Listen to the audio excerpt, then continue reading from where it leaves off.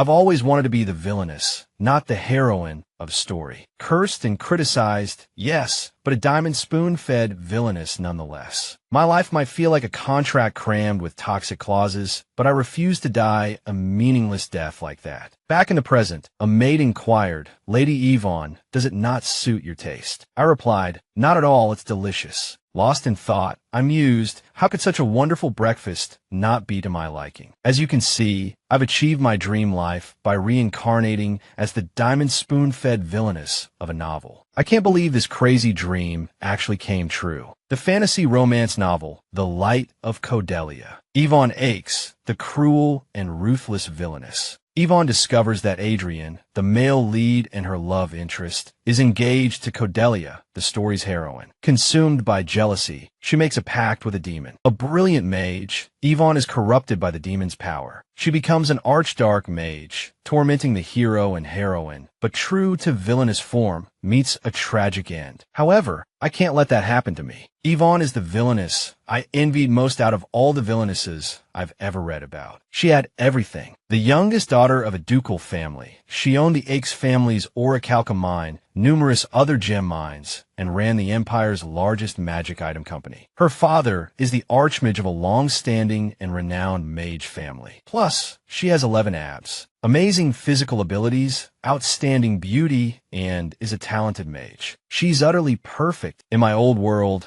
I was just an ordinary person living in a tiny room, working endlessly for low pay and endless overtime. Compared to my life, Yvonne's was a distant dream. But now, all I have to do is cheer on the main character's happy ending from afar. In other words, as long as I avoid them, I won't become a corrupted mage. Lady Yvonne, the maid called. Yes, I asked. The Duke has arrived, she replied. I shot up. The Duke. He strode in, saying, I grounded you. And yet you show no remorse. What are you plotting behind my back now? This man is Yvonne's father, Kaiser Aches, the head of the family and the Tower Lord. Before I arrived, Yvonne caused a major incident. She bombed the main character's date. Although there were no casualties, the bomb itself, her personality is a bit. If only I'd arrived before she threw that bomb. I was grounded the moment I got here. But being grounded means staying in this luxurious room, eating whatever I want, and lounging around as I please. If this is what being grounded is like, ground me forever, please. I've been in here so long, all I know is eating and playing. Then, I said, I apologize, but I'm being quiet and reflecting. The Duke looked surprised. You, being quiet, that's secretary. Hearing the Duke summon his secretary, Yvonne was taken aback. Was he about to dismiss her? Then the Duke continued, assign those papers to Yvonne.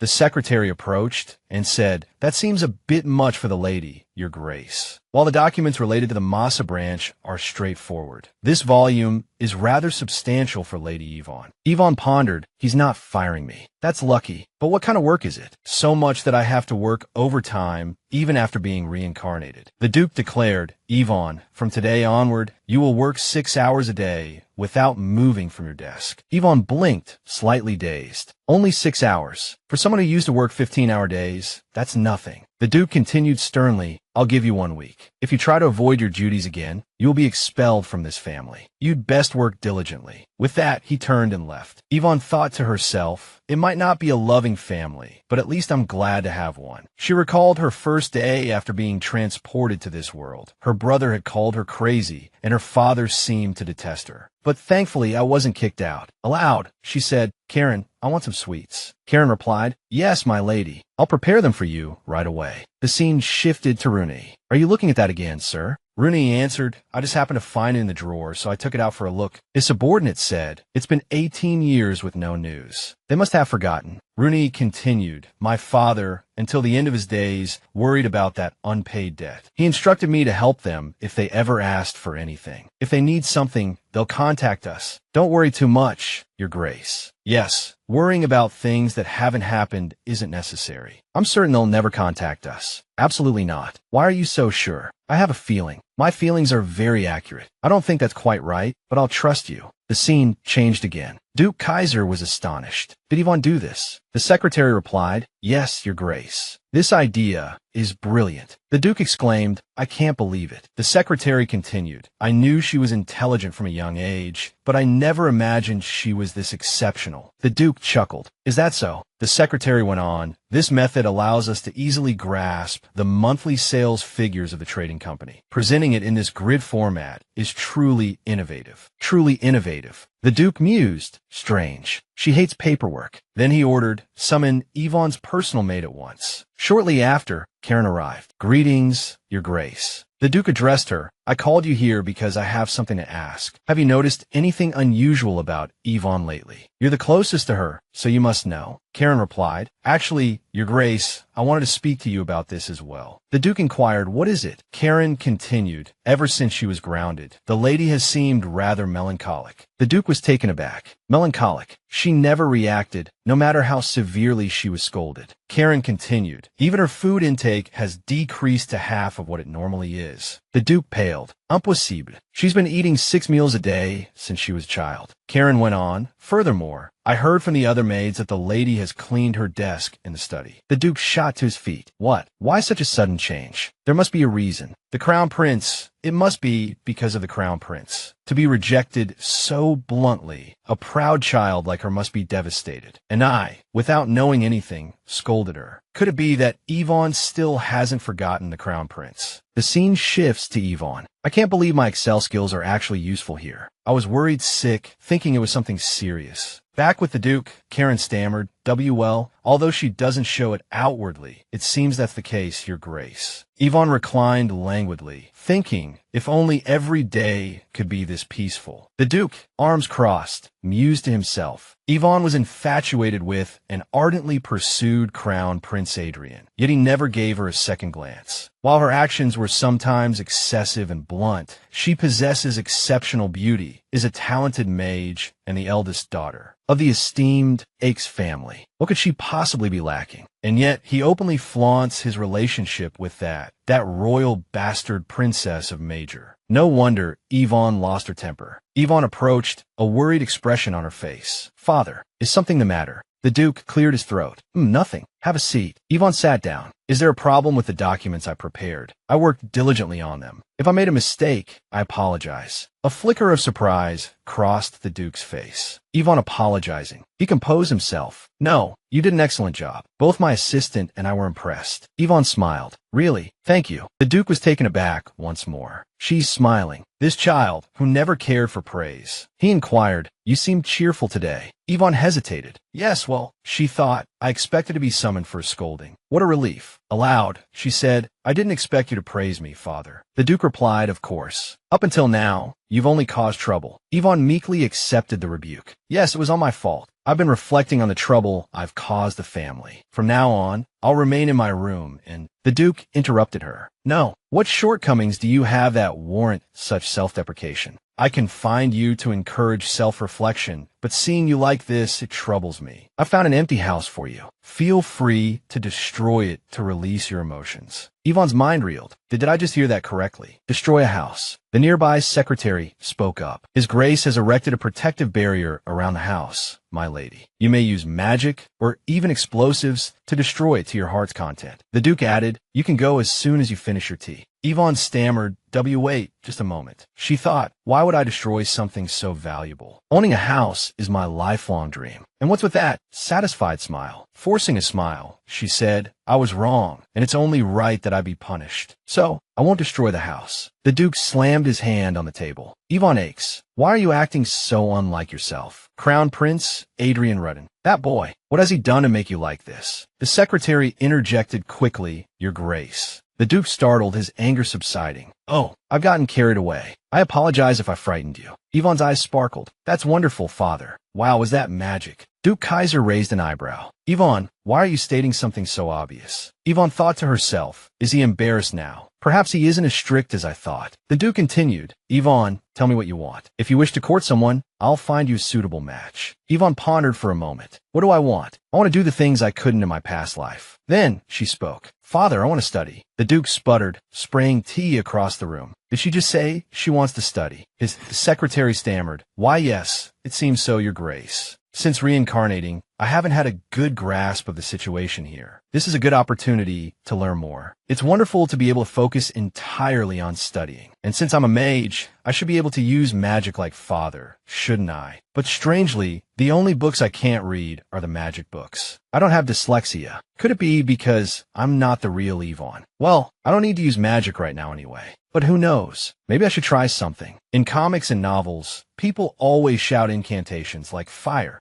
Just then, someone entered. Yvonne, what are you doing? Yvonne froze. Why does he always show up at the worst possible moment? It was her older brother, Vaden, who often called her a mad dog. Vaden Aches, the younger Duke of Aches, and an assistant professor at the Academy of Magic. What did you just say? Yvonne asked. Vaden clicked his tongue. That tone of voice really grates on my nerves, but for now, did you say you completed that standard revenue report by yourself? Yvonne replied, yes, I did. Why the sudden interest in these mandatory general education subjects? Vaden questioned. Yvonne stammered, I just wanted to study. Vaden raised a suspicious eyebrow. What's gotten into you? Are you planning to contest the title? Yvonne looked surprised. Huh, the title? Vaden replied, yes. The younger Duke's title can change at any time. Yvonne's voice rose. Listen to me. I'm trying to help you protect our family. Vaden stared blankly. What? Help me. You. Yvonne continued. The battles with the demonic beasts used to happen every 10 years, but now the cycle is getting shorter. You participated in the recent battle, so you know, right? The last large-scale battle was only 5 years ago. So the next one will definitely be larger and will happen within 3 years. Vaden's face darkened. I know that, but what are you basing this on? Yvonne hesitated. Well, I just finished studying history. I organized the major events by year and marked the battles with the demonic beasts, and that's how I realized it. Vaden was skeptical. Yvonne figured this out and organized all of this. No way. Contesting the title, my foot. Yvonne scoffed. Vaden pressed on, all right, fine. What are you really trying to do? Knowing you, I can't believe you'd obediently help me. Yvonne thought, honestly, you're so suspicious. Then she said, actually, I'm tired. I want to live a peaceful life and help you and Father. You understand, right, Brother Choi? Vaden stared, dumbfounded. What? Brother Choi? Yvonne clenched her fists. Brother Choi. Vaden recoiled. Oh, holy crap. Has she actually lost it? That damn prince. Not long after, Duke Kaiser heard Vaden's voice. Father, there's something strange about Yvonne. Duke Kaiser sat up abruptly. Indeed, I thought so too. She even complimented me, saying I looked cool. Vaden continued, a hint of amusement in his tone. She even called me young master. I believe being rejected by the crown prince has deeply affected her. The Duke mused, his brow furrowed with concern. She said she's tired and wants to live a peaceful life from now on, Vaden replied. The Duke sighed. Her tutors said the same thing today. It's good that she's eager to learn, the Duke continued, but they said there was a frantic look in her eyes. Vaden clenched his fist. Her mental state is definitely unstable. That damn prince. So, Duke Kaiser declared, I've made a decision. I'll introduce Yvonne to a man even better than the crown prince. Vaden blinked, surprised. Introduce her to a man. The Duke nodded. If she dates someone even more impressive than the crown prince, it should improve her spirits, don't you think? Vaden considered this. I suppose so. It's not good for her to stay cooped up at home all the time. Going out might do her some good. Yvonne is still young, but to be dating. Have you already chosen someone? Father. The scene shifted to Rudney and my intuition was wrong this time, Rudney said. Get ready. We need to go to the capital. 18 years ago, the previous Lord of Chance was a stubborn and proud man. He believed only in the power of the sword and constantly waged war against the monsters. However, when he was cornered, Archmage Kaiser Aches, who was on his way north to find medicine for his wife, appeared and helped him. The Chance family owes the Aches family a great debt. The proud lord, both grateful and wanting to keep the matter discreet, wrote a pledge promising to fulfill any request from the Aches family. Time passed, and now that forgotten pledge has resurfaced in the form of a letter. And looked at Rudney with concern. My lord, are you really going? Rudney replied, and don't you see, Lady Yvonne is suffering because the crown prince has a lover. Duke Aches is being unreasonable, using that pledge in this situation, and protested. You don't need to meet Lady Yvonne just for that reason. Rudney, seemingly oblivious to Anne's concerns, was already planning ahead. We should have new clothes made and prepare a gift for her. And persisted, my lord, that's Lady Yvonne Aches. She's notorious for being unpleasant. Why would you? Rene cut him off. The Chance family has a debt to repay. We owe them a great deal, and now is the time to settle it. And don't forget, this was my father's dying wish. And sighed, resigned. I knew I couldn't change her mind. I'll send a letter to the Aches residence in the capital and make an appointment with a tailor. Rudney's voice was laced with a hint of curiosity. I wonder just how fearsome this wicked Lady Yvonne really is. The scene shifted to Yvonne, riding in a carriage. Whispers followed her. It's the Aches daughter. She looked this way. Did I just make eye contact with her? We should get away before she curses us. Yvonne sighed inwardly. I expected this to some extent, but I didn't think it would be this bad. Do they think I'm a demon? Beside her, Vaden chuckled. People are still afraid of you, Yvonne. Your reputation precedes you. Yvonne frowned, thinking, you're my brother, and you're amused that I'm treated like this. Moments later, the carriage arrived at its destination, coming to a halt with a jolt. Yvonne chirped, this is the Nazen district, isn't it? Vaden asked, what's so strange about it? Is it just unfamiliar because it's been a while? Yvonne thought to herself, in this peaceful place, I cause such chaos. Vaden muttered, if you want to cause chaos, just tell me. I'll lend you a hand, huh? Yvonne frowned, it's not like that. She thought, why are he and father so alike? Wait a minute, that's the Imperial Palace. It's even more magnificent than I imagined when I read the novel. Duke Kaiser shielded her view and said, Yvonne, don't look over there anymore. Vaden added, anyway, don't dwell on that place anymore. Yvonne was surprised. Me? Why? She pondered, does father think I'm still hung up on the Crown Prince? She spoke up, I've long forgotten the Crown Prince. Her father replied, yes, of course you have. Vaden chimed in, even if you pretend you haven't, everyone knows the truth. A moment later, welcome. This is El Modo, the finest dress shop in the Empire. Haha, it's been a while since Lady Aches graced us with her presence. Yvonne thought, the reaction is completely different when I come alone. Whenever I come by myself, the staff doesn't even bother to speak to me. The lonely lady of the Aches Duchy. That's my reality. Duke Kaiser asked, Yvonne, are you all right? Yvonne replied, I'm fine. The Duke continued, bring out some outfits that would suit Yvonne. Vaden crossed his arms and said, hey, don't just stand there. Pick something. Yvonne was surprised, so they wanted to cheer me up by taking me out. I didn't expect them to care so much. Afterward, Yvonne tried on a series of beautiful dresses. They're all so beautiful, I can't choose. Duke Kaiser declared, well then, this one must be the most beautiful in the whole country. Vaden, standing beside her, added, that one looks better than I thought. Oh, right, manager, those the Duke began. The manager replied, shall I bring those shoes out for you, sir? The Duke responded, what are you saying? Bring out everything except the red ones. The manager stammered, why yes, of course, Duke Aches. Vaden said, those are really too high. It wouldn't be safe for Yvonne. The Duke agreed, exactly. What if she twists her ankle? All right, Yvonne, let's go to another shop. Why don't you take us to one of your favorites? They'll probably have something more suitable. This is lovely. Try this one on. Unable to contain herself any longer, Yvonne broke into a bright smile, surprising both her father and brother. Duke Kaiser looked at her and said, you look just like your mother when you smile like that. Yvonne asked, mother? The Duke replied, yes, that bright smile. It's just like hers. A flicker of surprise crossed Yvonne's face. Vaden cleared his throat. Shall we have some tea now? The Duke agreed, good idea. Vaden continued, that place just ahead looks nice. Yvonne was bewildered. What's going on? Why are they acting so strangely? I want to go home.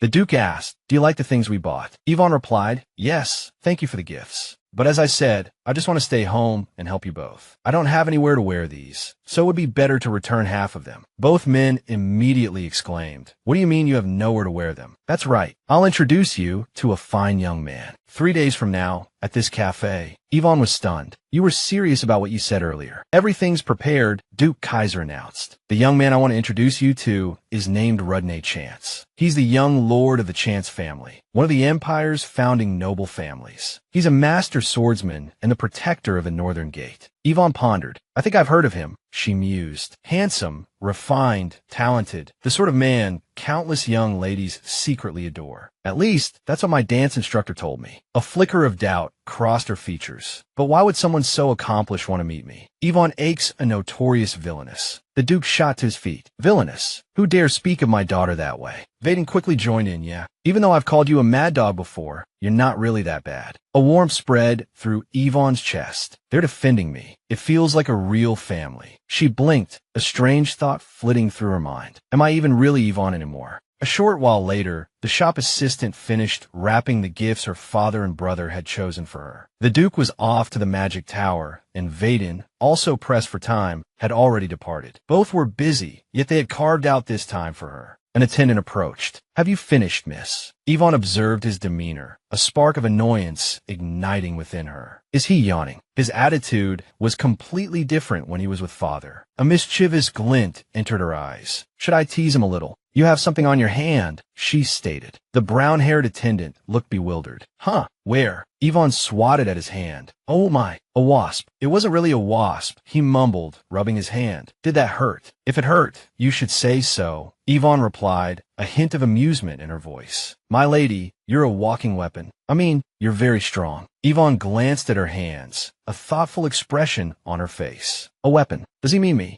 She truly does have golden hands. A sudden realization struck Yvonne, and she recoiled. Something dark and ominous began to materialize beneath her. Black fog. What the? Whatever that is, it's disgusting. No sooner had the words left her mouth than she kicked at the shadowy mist, eliciting a pained cry. Indeed, Archmage, did you think this was the end? Yvonne stared, stunned. It can talk. Creepy. The brown-haired attendant trembled beside her. My lady, are you very angry? As if in response, the mist began to dissipate. Yvonne turned to the attendant. You saw that too, right? Right here. This inky black thing. It was nauseating. The attendant wrung his hands. What are you talking about, miss? Are you trying to scare me? Yvonne frowned. So what I saw was a hallucination. Impossible. The scene shifted to a different location. So peaceful. The peace we protect is precious, isn't it, young Duke? The young Duke replied, Yes, your highness. All thanks to the efforts of the Crown Prince, the royal family, and the noble families. The Crown Prince continued, especially Duke Chance, who single-handedly protects the Northern Gate. I've never met him, but I hear the young Lord of Chance is coming to the capital. It's his first time. This was Adrian Ruddenbourbon, Crown Prince of the Empire, and a skilled swordsman himself. Vaden responded, Is that so, your highness? He thought to himself, the news has already reached the Crown Prince. The Crown Prince continued, No need to hide it, Vaden. Duke Chance is coming to the capital because of Lady Yvonne Aches, isn't he? Vaden conceded, I believe so, your highness. The Crown Prince smiled. I hear Lady Yvonne has been diligently studying history, etiquette, and even the art of conversation lately.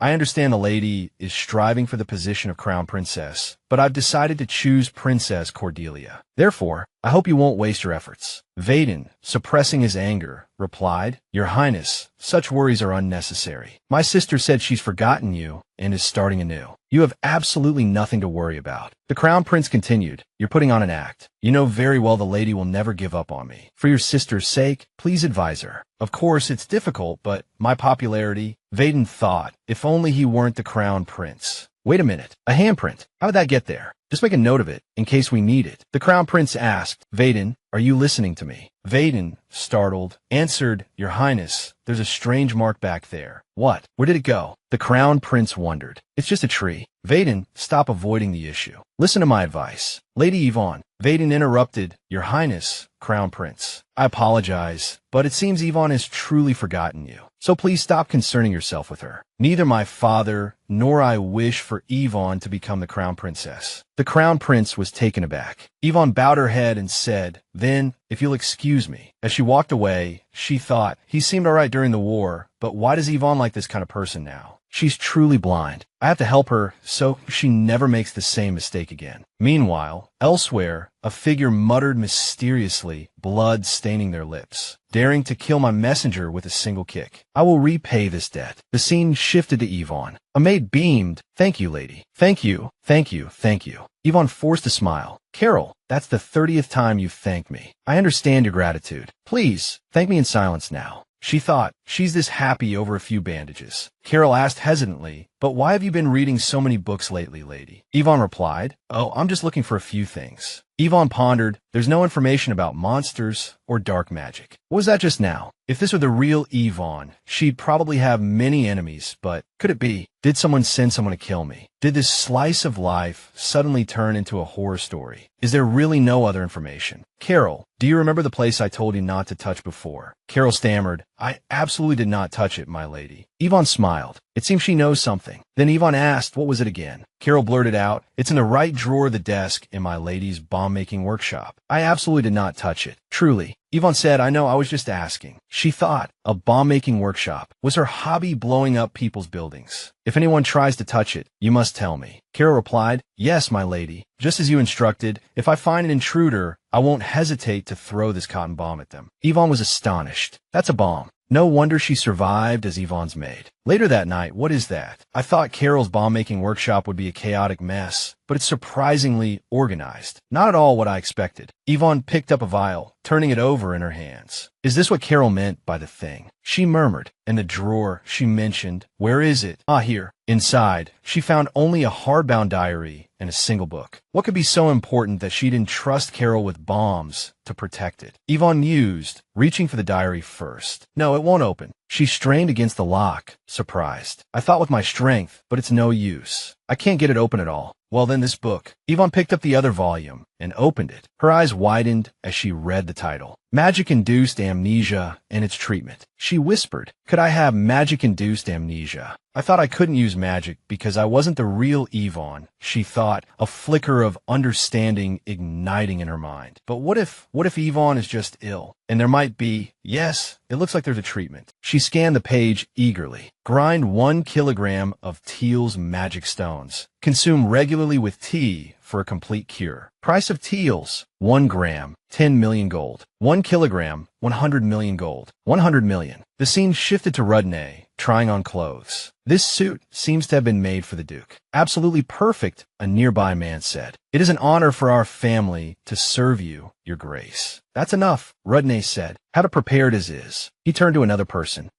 Any news from the north? Fortunately, no, your grace, and replied. No reports of monster activity. You'll be returning to the northern gate immediately after tomorrow's meeting, correct? Yes, Rudney confirmed. The recent frequency of monster appearances is unsettling. I'll make the necessary preparations. Very good, your grace. The scene shifted back to Yvonne. Carol was brushing her hair. My lady, she said, her voice gentle. Did you have trouble sleeping again? You don't look well. Oh, it's nothing, Yvonne replied, her mind elsewhere. Carol, it's been a long time since I've truly wanted something. Could you show me my asset ledger? Your asset ledger, my lady. Carol asked, surprised. Since you sold your last asset, or mine, there haven't been any changes. Is that so? Yvonne asked, then her eyes widened in alarm. Wait, deoramine. That was my last asset. There's nothing else. Well, my lady, Carol explained hesitantly, that's because you used all your remaining funds to pay off the debt to the magic trading company. Yvonne was stunned. A lady, born with a silver spoon in her mouth, reduced to nothing. Her thoughts raced. With my life potentially at risk, if I reveal I can't use magic, could this work? What should I do? She turned to Carol, a sudden resolve in her eyes. Carol, any jewelry will do. Quickly, and prepare the magic communication device for me. Carol smiled, relieved. Of course, my lady. Whatever you do, you always look beautiful. A moment later, Yvonne gasped, her eyes lighting up. 20 million gold per gram. A voice crackled from the device. You've contacted us at a fortunate time, my lady. Last week, the price was 30 million gold. We've already reduced it significantly. I wonder, Yvonne mused, if you have any high-quality teals at a lower price. The voice chuckled. Ha ha, my lady, you have quite the sense of humor. However, for teals, we only sell by the gram. If you wish to purchase by the kilogram, you'd likely have to acquire every crystal in the empire. Yvonne froze. Even with money, I can't buy it. I thought this life would be peaceful. Her gaze fell upon a delicate teacup. This looks expensive. How much for something like this? She wondered aloud. If I sell all my clothes, I might be able to raise a decent amount, right? Her thoughts returned to the staggering price. Teals, 200 billion. 200 billion gold. A voice suddenly broke through Yvonne's thoughts. Lady Yvonne Aches, what are you lost in thought about? Yvonne jolted back to reality. Oh dear, she thought, I'm on a blind date. A very public one at that. Yvonne forced a smile. I apologize. It's nothing. Inwardly, she fretted. I'd heard rumors of his handsomeness, but this is another level entirely. I can't imagine what father offered to lure him here. Honestly, I'd like to suggest another meeting, but this isn't the time for pleasantries on a blind date. Ending this quickly is best for both of us. Aloud, she began, Your Grace, Duke Rudney. I apologize for the impropriety of this request on our first meeting, but could you lend me some money? Yvonne braced herself. He'll think I'm a lunatic and leave, right? Why isn't he leaving? Why is he just staring at me like that? Scold me. Yell at me. Anything. Instead, Rudney calmly inquired, How much do you need? Yvonne stammered, well, about 200 billion gold. An interest-free, indefinite loan, if possible. Her thoughts raced. What? He's actually considering it. I just blurted that out, expecting rejection. Why is he making me so flustered? Wait a minute. He's a swordsman, isn't he? Does he plan to use that pointy thing to... Rudney pulled out a pen and began to write something. Yvonne finally took a proper look at him. Wow, those eyelashes. They're so long. And his hair, I wonder what shampoo he uses. A swordsman indeed. Even his nose is sharp. Mesmerizing. The word beautiful must have been invented for him. No. Stop it, Yvonne. But those long, slender fingers, truly exquisite. What is he writing with those beautiful hands? Wait, is this man insane? He's actually going to lend me the money. Yvonne abruptly interrupted him. Please, wait a moment. I apologize, Your Grace. I've heard you're kind and righteous, Your Grace, that you care deeply for others. But you can't just lend me money like this. I'm well aware of my reputation. You know it too, don't you? And yet, you're willing to lend such a large sum to someone you just met today. It's unbelievable. Rudney smiled. I'm not simply lending it. You are Lady Yvonne of the Aix family. Your identity is clear. Furthermore, this loan comes from my personal assets, so there's no issue. Besides, he added with a shrug, even if I were being tricked, what could I do about it? He's so kind. Yvonne thought, touched. Then, lowering her voice, she murmured, Regardless, Your Grace, if the woman you're on a blind date with acts strangely, you should run. Immediately, Rudney set down his teacup. Is that so? Then it seems you aren't strange, Lady Yvonne, so I needn't run.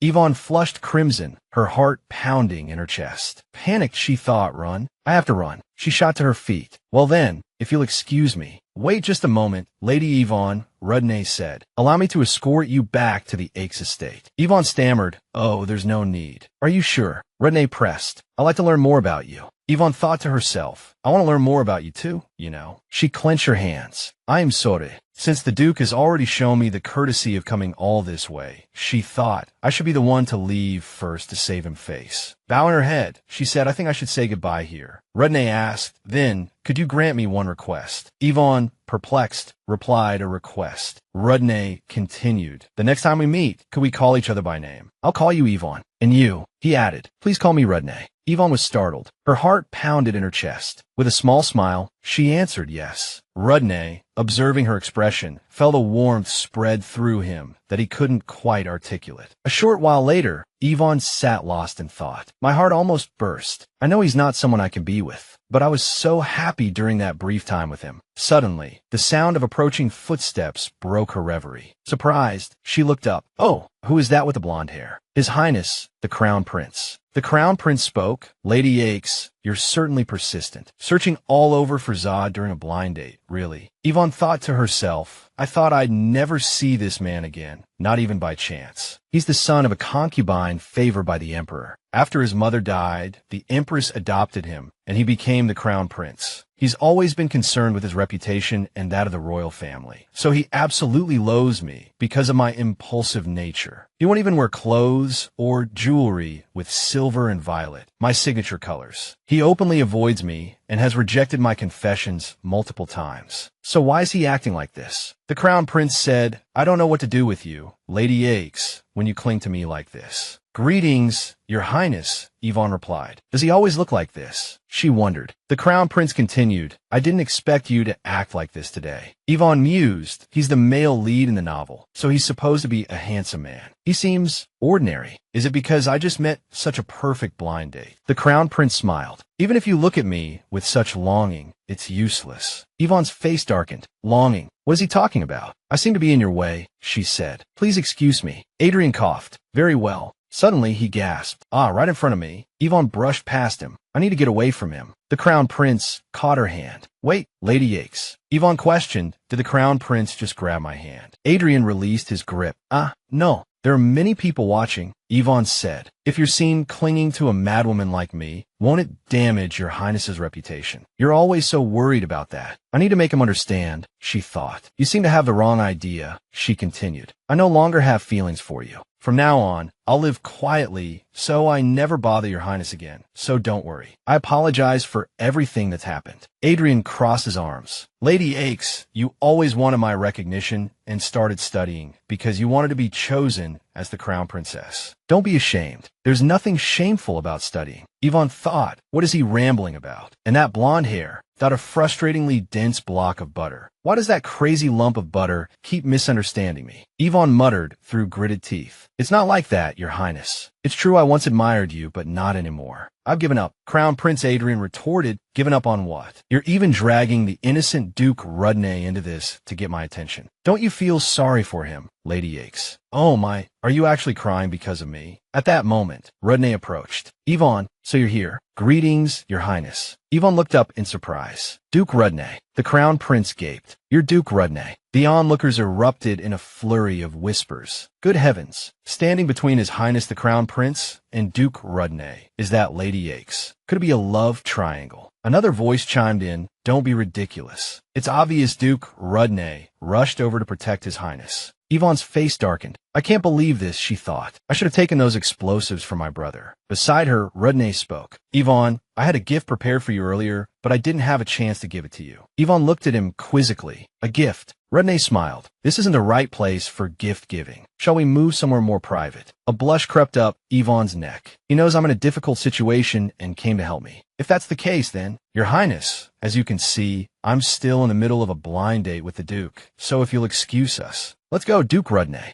Rudnay took Yvonne's hand. As Lady Yakes said, we're on a date. We'll see you another time, Your Highness. With that, the two of them departed, leaving the Crown Prince grinding his teeth in frustration. As they walked away, Yvonne spoke. Thank you, Duke Rudnay. I'll be sure to repay this favor. Rudnay looked at her curiously. A favor. Yvonne replied, actually, I know you came to this blind date because my father asked you to, and just going on this date must have been a bother for you. On top of that, you even helped me with the Crown Prince just now. Thank you so much, Duke Rudnay. Rudnay brought a hand to his chin, a thoughtful expression on his face. Duke Rudnay, Yvonne asked, are you feeling unwell? Is it because I didn't consider your position? Rudnay stepped closer, making Yvonne's heart pound. For a moment, Yvonne thought he was going to gently stroke her hair. Instead, he plucked a leaf from it. I told you to just call me Rudnay, didn't I? Yvonne felt a blush warm her cheeks. If he keeps this up, I'm going to misunderstand. Later that afternoon, back at his home, Rudnay was lost in thought. Someone with such clear eyes, could she really be a villainess? That captivating charm, unexpected, and his attendant looked at him quizzically. Duke Rudnay, are you not listening to me? Rudnay turned to him. And you said I look handsome before I left for the date, didn't you? Oh, yes. Your face is handsome now, and it will be handsome in the future, too. Rudnay frowned. How do I know if you're telling the truth? Your standards of beauty are different from normal people, aren't they? And blinked. Why would you say that, Duke Rudnay? Do I need to conduct a survey and report back to you before you'll believe me? Rudnay tapped his chin. Then why did Lady Yakes look at me like she was wary of me? And gasped, huh? She looked at you like she was wary. Oh my goodness, that girl has no taste. Rudnay's eyes widened. What? And flinched. I didn't mean it like that. Rudnay continued. That bell sound has been bothering me. It's quite distracting. And his attendant inquired, a bell sound, Your Grace. What bell sound? Rudnay pressed a hand to his forehead. The one that rings every time I remember Lady Yvonne saying my name. It's unsettling. And chuckled nervously. Ha! It seems you're quite fatigued, Your Grace. Did you manage to give Lady Yvonne the gift you prepared? The question seemed to jolt Rudnay back to reality. I only realized I hadn't given it to her after she left. I chased after her. She was crying, most likely because of the Crown Prince. Because he's the man she's loved for so long. Even facing him must be difficult for her. Her distress, it drew me in, an outsider to their story. I felt compelled to shield her from him. Perhaps she has a preference for blonde hair. And interjected, Your Grace, everything is prepared for our departure to the estate tomorrow. What time do you plan to leave? I believe I'll remain in the capital for a while longer, Rudney replied. Lady Angelus as well. I heard she's recently incurred a substantial debt. Look into that for me. And he paused, lost in thought. Come to think of it, she didn't ask to borrow 10 billion, but specifically 20. That's peculiar. The Angelus family is one of the wealthiest in the empire. Does she intend to use it for personal reasons? I'm not usually this curious, but this is different. Once I understand the reason, He trailed off, his gaze distant. The sun set. It resembles Lady Yvonne's eyes, sparkling like jewels. I should have prepared a more precious gift, something more befitting her. Meanwhile, Yvonne opened the gift box, her eyes widening in astonishment. No way. Is this Teal's? With this size, it must weigh around 10 grams. At the current market price, that's about 200 million gold. Oh my goodness, this is a meeting gift. Truly, the rich live in a world of their own. Duke Rudney Chance. He's truly a perfect gentleman. He prepared exactly what I needed. He's someone beyond my reach. I'll just wish for his happiness from afar. This villainess wouldn't dare approach her benefactor. Just then, her father and brother burst into the room. Both men were clearly furious. Is it true? You met the crown prince at the meeting. Her father demanded. Her brother echoed the sentiment. You really met the crown prince there. Yvonne responded softly. Yes, I ran into him. To be precise, she had encountered him in the nearby square. But, father, brother, she began hesitantly. You both seem so busy lately. Your faces are etched with exhaustion. She thought to herself, I can see the average weariness of a Korean office worker on their faces. Her father and brother exchange a look. After causing her own suffering, she's worried about us. Yvonne sighed internally. Oh, father, I probably shouldn't have said anything. Here we go again. Duke Kaiser, her father, spoke, his voice filled with remorse. I shouldn't have let you go to that meeting, only to run into the crown prince. I'm sorry, Yvonne. Yvonne offered a small smile. It's all right, father. I'm truly fine. If anything, I feel more sorry for Duke Chance. He had to endure a public meeting with someone like me. Her father's voice boomed, that tone again. I don't like it when you talk like that. Vaden, her brother, added, Yvonne, what do you mean by someone like you? You are my daughter, beautiful and intelligent. I've always been proud to have such a wonderful girl. Yes, your personality might be a bit troublesome, leading to gossip, but you've shown remorse. So let's not dwell on such strange thoughts anymore. Yvonne offered a small smile. Yes, father, I understand. I won't think that way again. By the way, there's something I wanted to discuss. I want to let go of everything and start business. Duke Kaiser looked surprised. A business? Out of the blue. Well, it's a good idea. Investing your time is certainly more productive than wasting it on romantic pursuits. But in truth, Yvonne needed a significant sum of money. She winked. The thing is, I don't have any money. My balance is 0. Both her father and brother were speechless. Truly my daughter, Duke Kaiser sighed. Yvonne declared with determination, Father, could you lend me 10 million gold? I'll pay you back, principal and interest properly.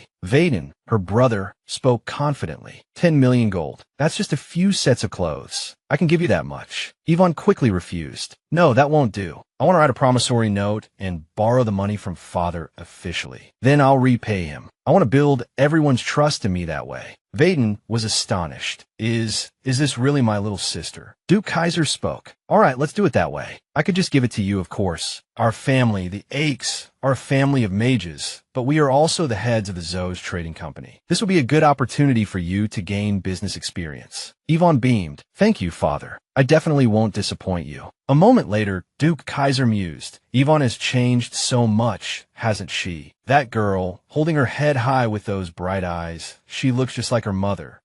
Well, while I'm angry about the incident with the crown prince, perhaps this is a good opportunity for her. Vaden asked, puzzled. Yvonne hasn't said anything about another arranged marriage, only about starting a business, father. The Duke replied, not a word. I plan to observe her reaction and then arrange another meeting. Vaden continued, Father, even though Yvonne says she's over the crown prince, people's hearts don't change so easily. Perhaps she's just pretending to give up her unrequited love for him. Duke Kaiser paused. The crown prince, Adrian, while he holds the title, his position isn't particularly secure. He was adopted by the Empress, which is how he became crown prince. That position could change at any moment. Vaden looked dubious. Are you saying you'd interfere with the royal family succession, father? The Duke responded, if Adrian were removed from his position as crown prince, he wouldn't be able to look down on our family so easily. Vaden was worried. Do you really intend to go that far for Yvonne? The Aches have never interfered in the royal family's affairs before. It's not just for Yvonne. That princess, the royal bastard that the crown prince brought back from the battlefield, something about her doesn't sit right with me. Vaden brought a hand to his chin. I agree. The healing abilities she used on the battlefield were beyond normal. Even if you hadn't mentioned it, I was planning to investigate further. The Duke nodded. Good. I'll leave that to you. Oh, and one more thing. Inform the third prince. The scene shifted to Yvonne. Carol held 2 letters in her hands. Yvonne's face darkened. These who did you say sent them? Carol replied, they were sent by Duke Chance and the Crown Prince, my lady. Yvonne buried her face in her hands, anxiety etched on her features. The first one is a lawsuit and the second an arrest warrant. Is Duke Chance regretting the arranged marriage meeting? And the Crown Prince, he must have sent the arrest warrant regarding the Nazen bombing incident and replied, that's impossible. While Lady Yvonne may have acted impulsively in the past, she's much more restrained now. It's almost as if she's living in a convent. Yvonne clutched her head. What kind of convent is this luxurious? Let me see the letter first. With a worried heart, Yvonne unfolded the letter. What if it really is a lawsuit? Surely, it wouldn't come to that. Maybe it's just a request to return the Teal's bracelet. He was so gentle with me that day. Yvonne's eyes widened in astonishment as she read. Yvonne, I enjoyed our time together yesterday. I hope you like the gift. If you're free tomorrow, would you join me for the opera? I await your reply. Duke Chance. Yvonne stared at the letter, dumbfounded. Impossible.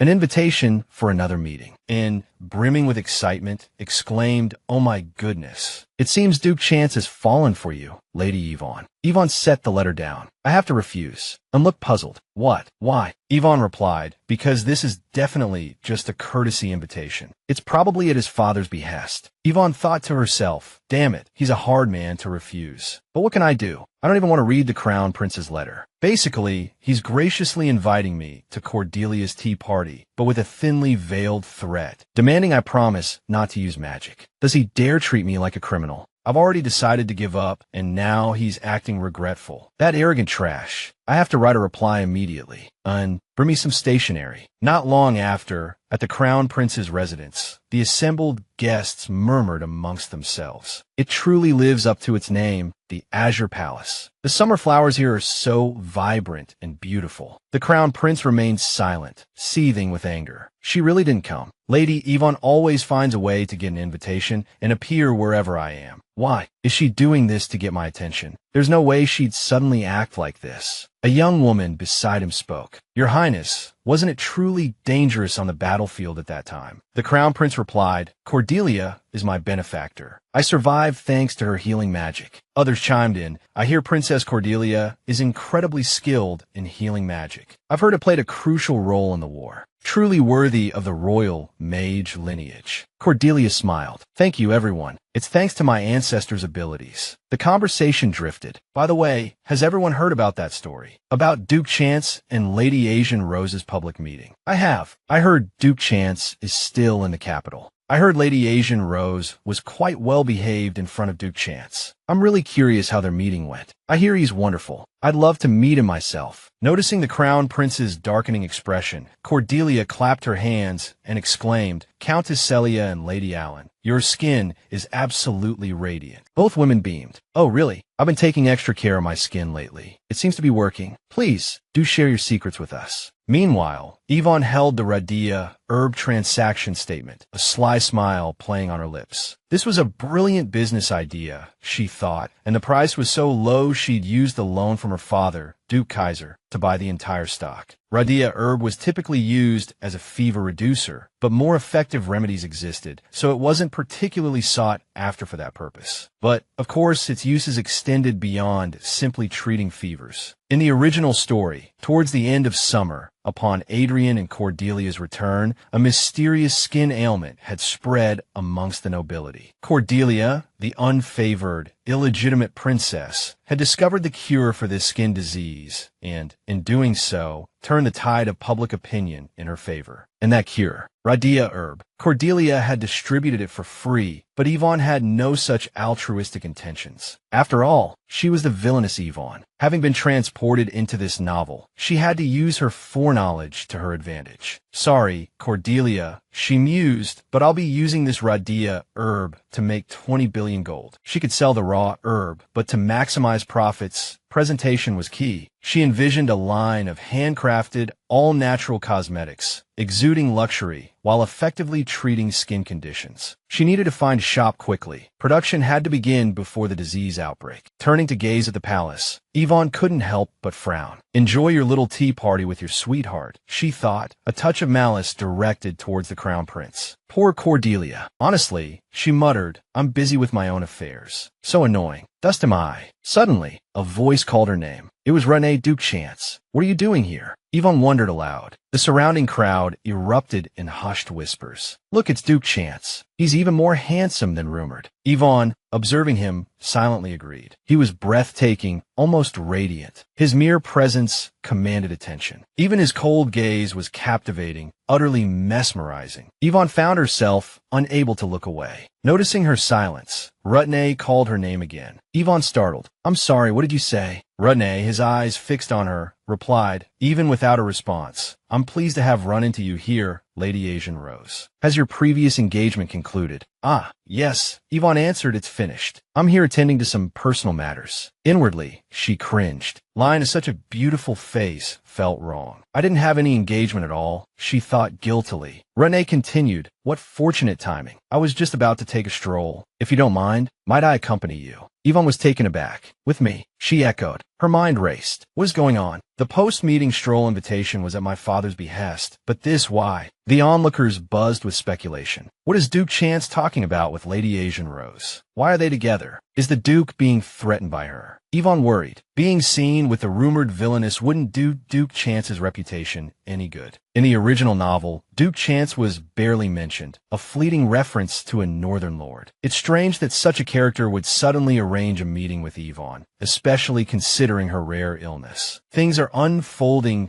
quite differently from the source material. The less information available about a character, the more cautious I need to be. This novel is full of twists and turns. Characters who appear to be allies can suddenly betray you. Perhaps the Duke's invitation is simply a gesture of goodwill, but it's best to err on the side of caution. Smoothing back her hair, Yvonne suggested, if that's the case, wouldn't it be better for you to escort someone else through the capital streets? Someone more suitable. Noticing the subtle shift in the Duke's expression, a flicker of something she couldn't quite place, Yvonne felt a pang of awkwardness. He leaned closer, his voice soft. My desire to accompany you, Lady Yvonne, is the true reason. Could you perhaps pretend not to know and grant me this favor? Yvonne's heart nearly leaped from her chest. Even her attendant, usually stoic, seemed startled by the Duke's boldness. Our Lady is truly ruthless, she thought, a wry smile playing on her lips. I even dismissed my guard to be with him. I've been swept away unintentionally. The thought flitted through her mind. I accepted his offer because I felt uneasy about him going alone. But isn't this even more dangerous? Beside her, a voice broke through her reverie. Lady Yvonne, her attendant inquired, why did you bring a guard only to dismiss him? Was it a ruse? Yvonne blinked, feigning innocence. What? No, it's simply because, well, life is full of dangers, you know. Then a thought struck her. Wait, I'm a powerful mage. I don't need a guard. The Duke's question had seemed innocuous, but to Yvonne, it felt loaded with implications. She quickly recovered, adding, of course, I don't need a guard, but it's always wise to be prepared. Duke Chance smiled, a charming, disarming smile. Indeed, this world is full of vultures. Yvonne's face darkened. I'm not a vulture, am I? She thought, a wave of insecurity washing over her. I sincerely hope he doesn't think I'm one of those. I need to change the subject. Are you sure you're all right with this? She asked, gesturing vaguely around them. We're shopping, after all. The Duke's reply was swift. Not at all. So, Lady Yvonne enjoys shopping. I'll remember that. Remember that. Why does this feel like an interrogation? Actually, Yvonne backpedaled. I'm trying to cut back. I've grown tired of luxuries. Why am I explaining myself? The Duke tilted his head, a curious expression on his face. So you don't enjoy jewelry, dresses, handbags, shoes, accessories. Yvonne was taken aback. Why does he seem flustered now? He looked down, a faint blush creeping up his neck. Perhaps I should have done more research before selecting a gift. Yvonne's mind flashed back to the bracelet he had given her as a meeting gift. The memory brought a smile to her face. But I love the gift, she reassured him, her voice warm and sincere. Thank you. I was truly delighted. It's a priceless gem that can cure magically induced amnesia. After all,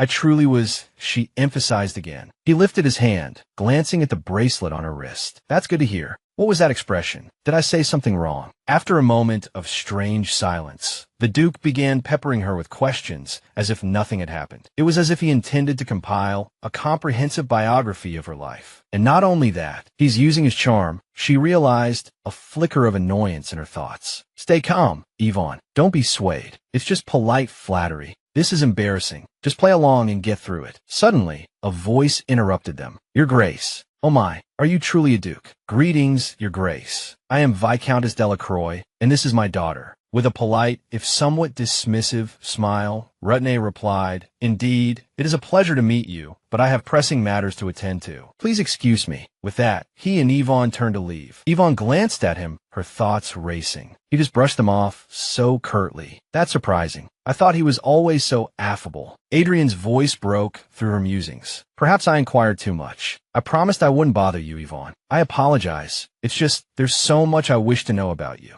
Yvonne froze, a sudden chill running down her spine. Could this man actually be? No, wait, it can't be. The constant approaches, the personal questions, the preferential treatment. At first glance, it seemed like he was interested in me. But after seeing his reaction to my crest, I suddenly remembered. Duke Chance has another reason for approaching me. The organization mentioned in the royal history lessons, the Crown's secret investigative force, a clandestine intelligence agency that investigates matters too sensitive for public scrutiny, rumored to be deeply connected to one of the 4 founding ducal families. It's a secret organization, so no one knows the details. But if it's the family in charge of the Royal Intelligence Network, it makes perfect sense. The arranged meeting might have been at my father's behest, but that can't explain everything that followed. Come to think of it, in the original story, as Yvonne grew more tyrannical, the Crown Prince secretly had her followed. So, he must be an investigator sent by the Crown Prince to keep an eye on me. Her thoughts were abruptly interrupted as a hand grasped her shoulder. You should watch where you're going, Yvonne. You almost walked into that tree. Be more careful. Surprise flickered across Yvonne's face. Is his kindness a tactic to disarm me? She stammered, thank you. I'll be more mindful. Then, a new thought struck her. Well, all the better. This is my chance to prove I'm harmless. I'll be free of you soon enough, Your Grace. A short while later, Rutney asked, Are you looking for cosmetics, Yvonne? Yes, that's right, she replied.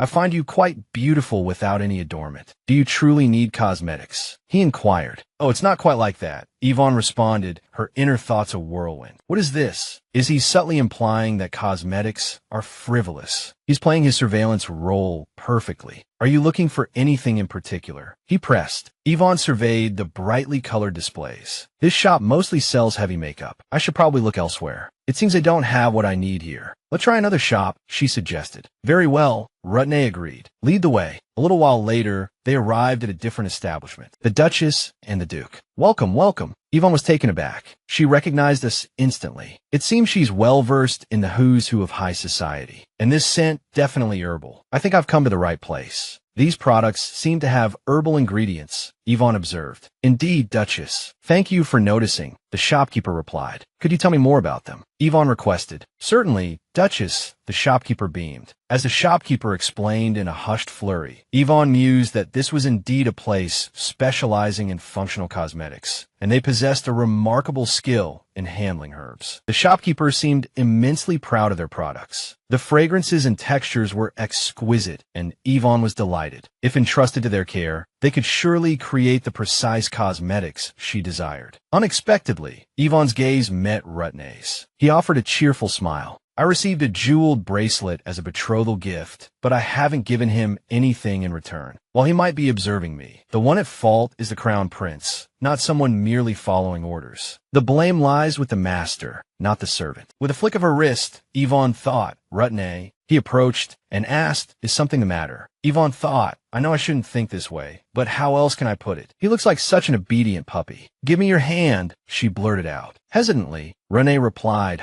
Oh yes. He extended his hand. As Yvonne touched his hand, she thought, Goodness, can even hands be this handsome? Look at the veins on the back of his hand. So captivating. Call me shallow, but anyone who sees these hands and doesn't think the same is delusional. Aloud, she asked, What do you think? His silence startled her. Was I too forward? Touching his hand like that, he must be uncomfortable. Anxious, she stammered. I wanted to repay you for the gift you gave me last time. On second thought, giving hand cream to a swordsman is a bit. Her legs trembled. Too much. This is so embarrassing. Yvonne turned to flee. I'm so mortified. I apologize. Renee quickly called after her. It's all right, Yvonne. To keep a sword in good condition, one must take care of their hands. Yvonne stopped. Huh, is that so? He replied, indeed. They both offered strained laughs. The scene shifted to another location. Oh my goodness, wasn't the betrothal meeting over? Are they on a date? Oh my heavens, really? The crown prince approached. The meeting is over, so why aren't you all returning to the palace? What are you talking about? A blonde-haired woman replied, It's nothing, Your Highness. We just heard that the Duke and Duchess were on a date in this district, so we were just gossiping a bit. Suspicious, the crown prince questioned. The Duchess is on a date. The group lowered their heads. Then, we shall take our leave. The crown prince chuckled dryly. A tactic to make me jealous. So, the Duchess does have a more endearing side than her outward appearance suggests. I suddenly find that Villainess rather alluring. How strange. You finally started using your head, Duchess. Cordelia's eyes filled with sadness as she turned and quickly walked away. Duchess Yvonne Ashtray rose. Didn't His Highness use to despise and reject her? But that expression, that reaction, it was clearly jealousy. Such emotions can't exist in someone who truly doesn't care. I must win back His Highness's heart. Wait, is that person the young Duke? Vaden Ashtray rose. During the war, my healing magic earned me the favor of many. But the one person whose favor I couldn't sway was the young Duke Vaden. Perhaps I can use him to change His Highness's heart. Vaden, I bear you no ill will, but in this situation, I have no other choice. The scene shifted to Rutney, who held a small jar of ointment in his hands, treasuring it. Thank you, Yvonne. I'll use it often. Yvonne thought to herself. He seems so pleased with just a simple jar of hand cream. It's a little embarrassing. She sniffed her hand and remarked, This hand cream has a rose scent, doesn't it? Yvonne replied brightly, Oh yes, it suits you very well, Duke Rutney. Renee smiled. Rose suits me, you say? Yvonne nodded. Yes, it does. She mused inwardly. There's no scent that wouldn't suit such a handsome man. And we've been together for quite a while now. That should prove I'm harmless, right? Rutney at her side began, Yvonne, could you? He was cut short by a loud shout. Yvonne Ashtray rose. Yvonne, startled, exclaimed, Brother, what are you doing here? Vaden whispered. The rumors of you dating Duke Chance have spread throughout the academy, even reaching the royal palace. Yvonne responded, dating. That's not true at all.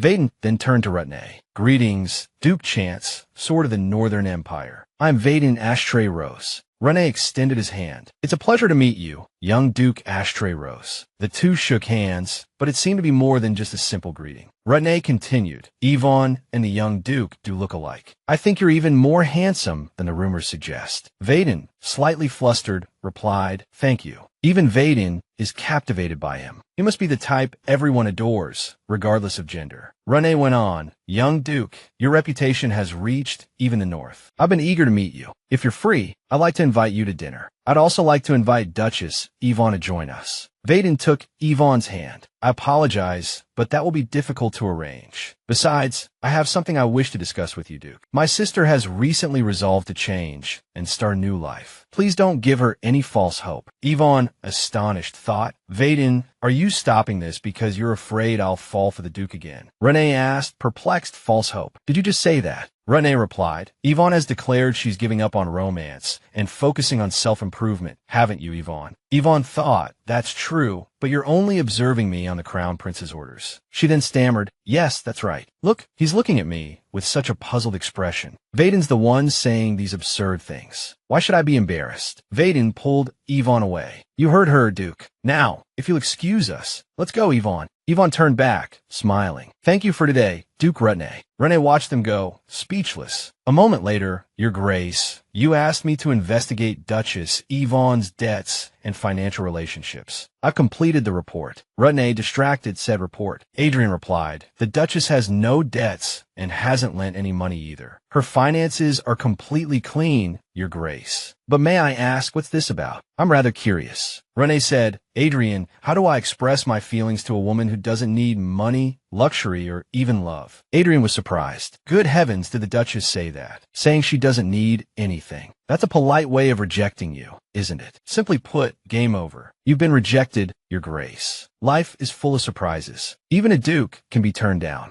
Rutney touched the cream container. But, Duchess, you even gave me a gift. Adrian, arms crossed, replied, rejecting him commandingly while simultaneously giving him hope. She truly is a villainess, just like the rumors say. Rutney's face darkened. Don't speak carelessly about the Duchess like that, Adrian. Adrian responded, I apologize, sir, but I'm truly worried, which is why I said that. Rutney asked, what are you worried about? Adrian replied, it seems to me that the Duke is being strung along by the Duchess, like a fish in a pond. Rutney looked bewildered. A fish in a pond. Adrian replied, yes, that term has become quite popular in the capital lately. It means continuing to meet with people who are interested in you even though you have no intention of developing a relationship with them, as if keeping fish in a tank. Renee pondered this. Is that so? Just one among many. If it's Yvonne's pond, then perhaps it's all right. But even being in the pond doesn't mean anything because of that wretched crown prince. Because of him, Yvonne doesn't want to let anyone get close to her. First, I have to change Yvonne's mind. To do that, I have to deal with the crown prince first. Renee took a sip of tea. I must send a letter to the third crown prince, saying I'll visit him soon. The scene shifted to Vaden. He asked, wasn't a date, or are you interested in Duke Chance? Yvonne frowned. I told you it wasn't. It was just a chance encounter on the street. Vaden replied, it's good if that's the case. He's charming and speaks sweetly. If you're not careful, you'll be captivated. Be careful. Yvonne smiled. Aren't you the one captivated by him? Look at your expression earlier. Vaden scowled. Hey, what are you talking about? What was my expression like at that time? Anyway, Yvonne walked away. You should know best yourself. Honestly, someone's genuinely worried about you, and you're being grumpy. When father returns, I must tell him about Duke Chance. I have to tell him that Yvonne keeps getting pestered. She was hurt and tormented by the crown prince for a while, and I can't let her go through that again. If it weren't for his status as crown prince, that day in the garden, I would have. Wait, that day in the garden. All right, I recorded a suspicious handprint. I almost forgot. I might as well check it again while I'm at it. At that moment, a giant centipede gradually appeared behind Vaden. Vaden, immediately realizing something, was startled. It immediately lunged at Vaden, but he dodged just in time. Vaden was bewildered. How did it get in here? Immediately, Vaden chanted a spell using magic. This dark smoke looks like black magic. So, this is a monster someone sent. The guards who should have known about this are nowhere to be seen. It seems like that person used magic to cut off contact with the outside. This is driving me crazy. At the same time, Yvonne, hearing something, asked, Carol, do you hear that sound? Carol replied, I don't hear anything. Yvonne was still suspicious. Is that so? I must have misheard. As soon as she finished speaking, the sound rang out again. Carol, seeing her leave, asked, Duchess, where are you going? Yvonne, worried, said, do you really not hear anything? It seems to be coming from over there. Carol hurried after her. Let's go together, Duchess. Wait a minute, this is the young Duke's room. But I don't hear anything. Yvonne pushed open the door. Brother, she thought, is this Vaden's room? What on earth is he doing in here? Turning to her companion, she said, Carol, could you go get someone to help me? I think something's happened. Hurry. I definitely heard something. Yvonne muttered to herself, like the roar of a beast and the chanting of a spell. Brother, are you in there? I've called for help. It'll be embarrassing if nothing's wrong. Yvonne then opened the door and was stunned by the sight before her. Brother, what's going on? Vaden turned and asked, Yvonne, what are you doing here? Try using an attack spell on it. Yvonne, anxious, stammered, an attack spell. But I don't know any spells, brother. The centipede writhed and then spat venom towards Yvonne. After the attack, an eerie silence fell. Yvonne looked surprised. Was that a defensive spell? Vaden yelled, are you still half asleep? Why are you just standing there? Honestly, the centipede, giving them no respite, attacked Vaden again. Yvonne trembled. Did his magical shield break because of me? I want to do something, but my body won't respond. When is Carol going to get here? Can Vaden hold off that monster until everyone escapes? If I can't help, it's better to stay away, she thought, fear gripping her. Vaden worried silently. Is Yvonne panicking? She's a talented mage, but this is probably the first time she's seen a maddened magical beast like this. It's natural for her body to freeze up. The first time I saw a beast like this, I nearly fainted myself. She must be feeling the same. But without Yvonne, it'll be very difficult to defeat this monster. He shouted. Yvonne, snap out of it. My body. I can't move. Paralyzing venom. Did the barrier crack, letting the poison in? Vaden was pinned by the monstrous centipede. He gritted his teeth. Damn it, I can't do anything. If this keeps up, Yvonne will be in danger too. No matter what, Yvonne. Yvonne screamed. Stop. Get off my brother. You insect. Yvonne flung a bracelet, causing the monster to stagger. Brother, now's your chance. But the monstrous centipede began to go limp, then collapsed. Just then, help arrived. Young Duke. Duchess, are you all right? Duchess, I brought help. Elsewhere, the image of the fallen centipede cracked a crystal orb. Impossible. The pact with the magical beast has been severed. In exchange, my lifespan will be shortened. That bracelet, with something so trivial, she dared to kill my beast. The beast following the Duchess's shadow is one thing, but the Callan I gave to Vaden was a high-level beast. It's not the kind that could be subdued by mere strength without using magic. Wait, how did the Duchess appear at just the right moment? I cast a silencing spell, so she shouldn't have heard anything. It's as if she knew this would happen. No, impossible.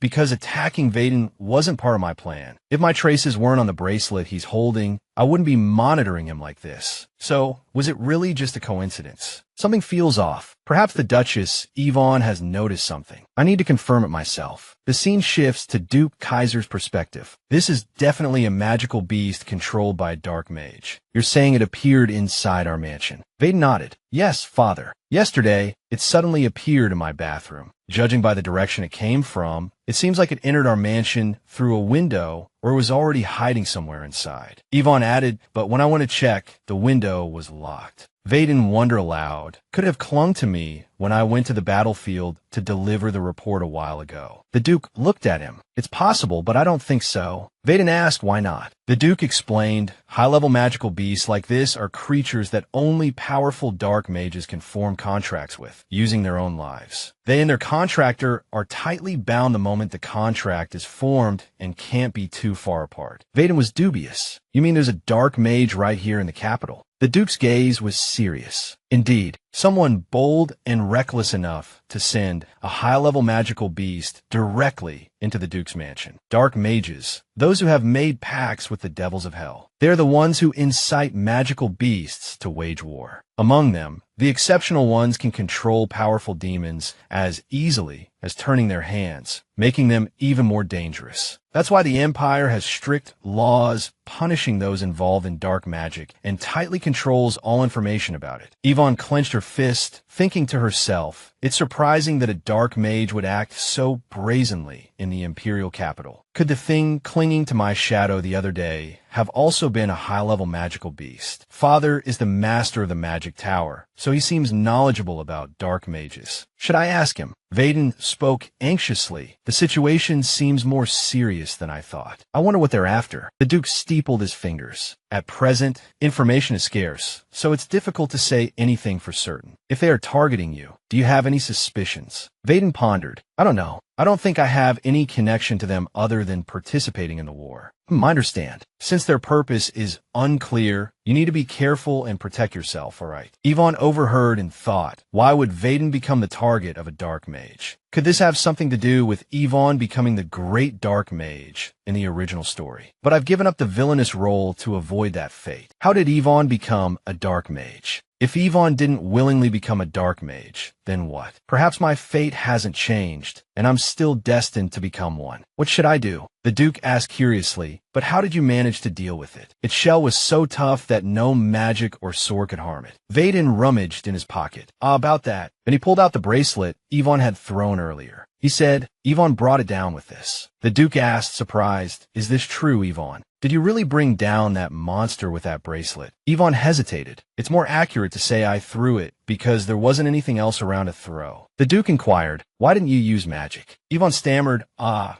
about that, well. She thought to herself, should I just confess right now that I don't know how to use magic? Yvonne's imagined scenarios played out in her mind. Scenario 1, life blooms. What? I'll buy you telephones right away. You should have said something sooner. Scenario 2, life stagnates. What? What have you done now? You've caused trouble again, haven't you? And all this time you've been pretending to change, just for this. So you did it on purpose. Actually, I don't know how it happened either, she mumbled aloud. I haven't built up much trust with these two yet, so I'm worried. Yvonne then tried to speak. Actually, it's because suddenly, Vaden interrupted her. I was captured by that monster. If Yvonne had used magic to attack at that time, I would have been caught in the crossfire. Yvonne thought in surprise, but I clearly had a chance to use magic before that. Is he covering for me because he thinks I'm embarrassed that I can't use magic? Vaden continued. In that situation, I felt Yvonne's decision was the best. The Duke asked anxiously, is that so? Neither of you are hurt. Yvonne smiled and replied, yes, as you can see. Yvonne replied, I'm fine, thanks to Big Brother Vaden. She thought to herself, this is a little touching. He actually might be a good older brother. Maybe he wanted to get along with me from the beginning. The Duke chuckled. Subduing a demon with just physical strength. Thought that extraordinary strength is just like your mother, Camilla. Both Yvonne and Vaden were surprised. Like mother. The Duke replied, yes, Camilla was a promising knight and very strong. I fell for her when I saw her take down a brown bear with her bare hands during the royal hunting competition. Such a strong person she was. Haha, the story has gotten off track. Anyway, I will investigate this further. Is there anything else you two want to say? Vaden immediately spoke up. Father, I have one more important matter. To be frank, Duke Chance has been lingering around and bothering Yvonne. He keeps flirting with Yvonne to the point that rumors of them dating have spread throughout the royal palace and the academy. Duke Chance is usually very kind to everyone. I'm worried Yvonne will misunderstand and be hurt by it. Yvonne interrupted, that's not it. Everyone misunderstands. The Duke ignored her and said loudly, if he flirts with you one more time, tell me, and I will personally go and warn him. At that moment, a voice echoed from outside the door. Excuse me for interrupting your conversation. There's a visitor for the Duchess. Both father and son were surprised, as this was the first time someone had come to visit Yvonne. At the same time, outside, Cordelia was entering holding a gift box. A moment later, now the person before me is as gentle as the spring sunlight. Just looking at them warms my heart, making even ferocious magical beasts docile. This is the novel's heroine, Cordelia. If I could, I would have avoided meeting her, but now that I've seen her, it feels like meeting a celebrity. This meeting doesn't seem to be part of the original plot. Why is she seeking me out? Cordelia lifted her teacup. I apologize for this sudden visit, but I'm grateful you received me. To be honest, I thought you wouldn't. I know the Duchess isn't particularly fond of me. Yvonne thought she knows that and still came. What could be so important? I have nothing against the heroine, but it's best to appear friendly to lower her guard. Aloud, she said, there might have been a time for that, but I no longer have any reason to dislike the princess. Cordelia's eyes glistened. Do you mean you think you can still win His Highness, the Crown Prince's heart? Yvonne was utterly bewildered. Cordelia mused, I came to see her for 3 reasons. First, I need to determine if she poses a threat. Second, I want Vaden's bracelet. Third, I need to ensure she can never interfere with my plans. To achieve these goals without suspicion, I need the perfect pretense. Yvonne smoothed her hair. I don't understand why you would think that. Cordelia asked pointedly, you recently had a meeting with Duke Chance, haven't you? When I heard that, I thought you were trying to forget His Highness. I thought you had accepted the relationship between the Crown Prince and me. Yvonne gave a wry smile. You're right. I no longer have any feelings regarding your relationship. Cordelia set down her teacup. Then why? Why did you deliberately try to attract His Highness's attention? Yvonne's eyes widened. What do you mean? Cordelia continued. You purposely arranged your meeting in an area close to the royal palace to quickly generate rumors. I hear that's a common tactic among the Empire's elite, like a kind of stage performance. You deliberately created a scandal with an influential figure to attract the attention of the opposite sex, didn't you? You used Duke Chance to get the Crown Prince's attention. Cordelia thought, an innocent princess, driven by jealousy, confronts her rival. Isn't this a perfect cover? Nearby, the Duke and Vaden, overhearing this, were filled with rage. Let go of me. Didn't you hear that insolence? This cannot stand. His son restrained him. Calm yourself, father. Even if you're angry at that woman, it will only make things more difficult for Yvonne. The Duke's voice was strained. So you're telling me to stand by and do nothing. As Yvonne's father and Duke Kaiser, I can't ignore this. Is there still no word from the third prince? Vaden replied, I was so busy I forgot. He sent word that he wasn't feeling well and declined the meeting. The scene shifted to the third prince, Felix Den. To think I'd receive letters from both of the Empire's most prominent dukes. A pity, but we won't be meeting. I, Felix Den, the third prince of the Buban Empire, have other matters to attend to. A voice called out, "My son, Felix, look at this. There's a beard growing at the base of this one. This tree must be a special breed." "Ah," Felix replied gently. "Perhaps it is, mother." He thought to himself, "I must protect mother in this piece." 18 years ago, Empress Giselle lost 2 sons and had no other heir. Because of this, she adopted Adrian, the 3rd son of concubine Mabel, and made him crown prince. Meanwhile, Prince Felix, the 3rd son of concubine Evelyn, was remarkably intelligent. How could a mere 4-year-old be named crown prince when we have someone like him? He mused. Not to mention the 4th prince, whose birth was so unremarkable. Thus, the nobles supported me as crown prince and opposed Adrian. "Your Majesty," a voice addressed him. "3rd prince, you look quite tired. Are you unwell?" "No, Your Majesty," Felix replied. "I am well. Sometimes you should act spoiled like a child. Anyone can see you're not all right. I'll tell the royal physicians. Go to the royal infirmary and get some medicine." Later, a servant presented him with a vial. "This is a special, precious medicine for the prince. Do not speak of it or share it with anyone. Drink it yourself." I received the medicine. Though young, I knew what it was, and fear gnawed at me for days. But no matter how worried I was, I had no other choice. If I disappeared, at least my mother could live a peaceful life. "Is this water?" A scream pierced the air nearby. He rushed to the scene to find his mother collapsed on the ground. Thankfully, she was still alive. But due to the poison's effects, her mind would never be the same. Perhaps she would remain like this for the rest of her life. Back in the present, Felix looked at some flowers. "These are the flowers you like, Felix." "Ah, so mother grew them for me." "Yes, I like these flowers and Felix likes them too," his mother replied simply. Softly, Felix responded, "Thank you, mother. I owe my current life to mother's sacrifice." He clenched his hand. "To maintain this peace, I must never displease her. Never." The scene shifted to the hall of the magic tower. The 3rd prince's poor health is certainly an excuse. He must be afraid that meeting me will incur the Empress's displeasure. But does he think he can maintain his peace that way? How naive. Lost in thought, Duke Kaiser bumped into someone. He turned to apologize. "Ah, forgive me. I was blocking your way." "It's all right," the other man replied. Kaiser recognized him. It was Rutnai. "Isn't that the magic tower master? It's been a while." Kaiser inquired, "Forgive me, but you are?" "I am Rutnai Chance," the man replied. Kaiser's eyes widened. "Duke Chance, how rude of me. You've grown so much I didn't recognize you.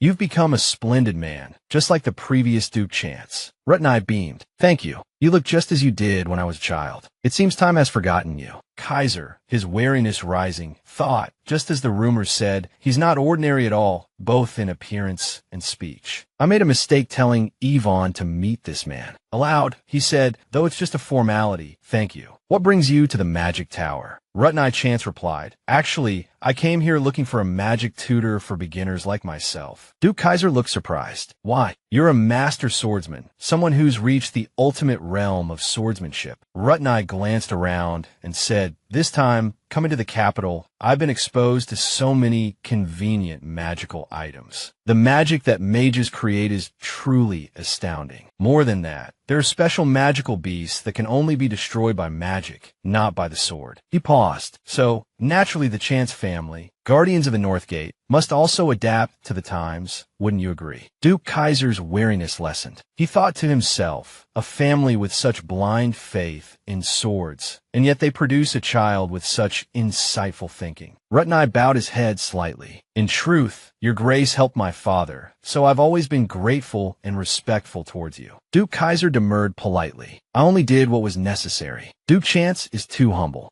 Rutnai continued smoothly, "Your daughter, Lady Yvonne Acer, is also a very beautiful and wonderful person." Kaiser's guard lowered further. "He not only has a bright appearance, but also a good personality. And sharp eyes too. Perhaps he's a better man than I thought." Aloud, he chuckled. "Haha, she's my daughter, but it's true, she's quite remarkable." Rutnai's face darkened subtly. "That's why I can't understand the man who broke the lady's heart." Duke Kaiser seized the opening. "Indeed, you think so too, Duke Chance. I have much to say about that man. He pretends to be a war hero, but he's arrogant, and there are many other problems besides." Rutnai responded, "Is that so?" The two men then murmured together for some time. Finally, Kaiser declared heartily, "What a relief. I never imagined we shared such similar views. Shall we continue this conversation over dinner at my estate tonight? What do you say?" Rutnai nodded immediately. "It will be my honor." I shall visit your estate this evening, your grace. Duke Kaiser strode off, booming with laughter. Ha! I'll see you tonight then. After Kaiser departed, Rutnai clenched his fist. The scene shifted to Cordelia. She thought to herself, something is strange. I thought Lady Yvonne Acer would be quick to anger. Yvonne asked, is that all? Cordelia feignait de surprise. Huh.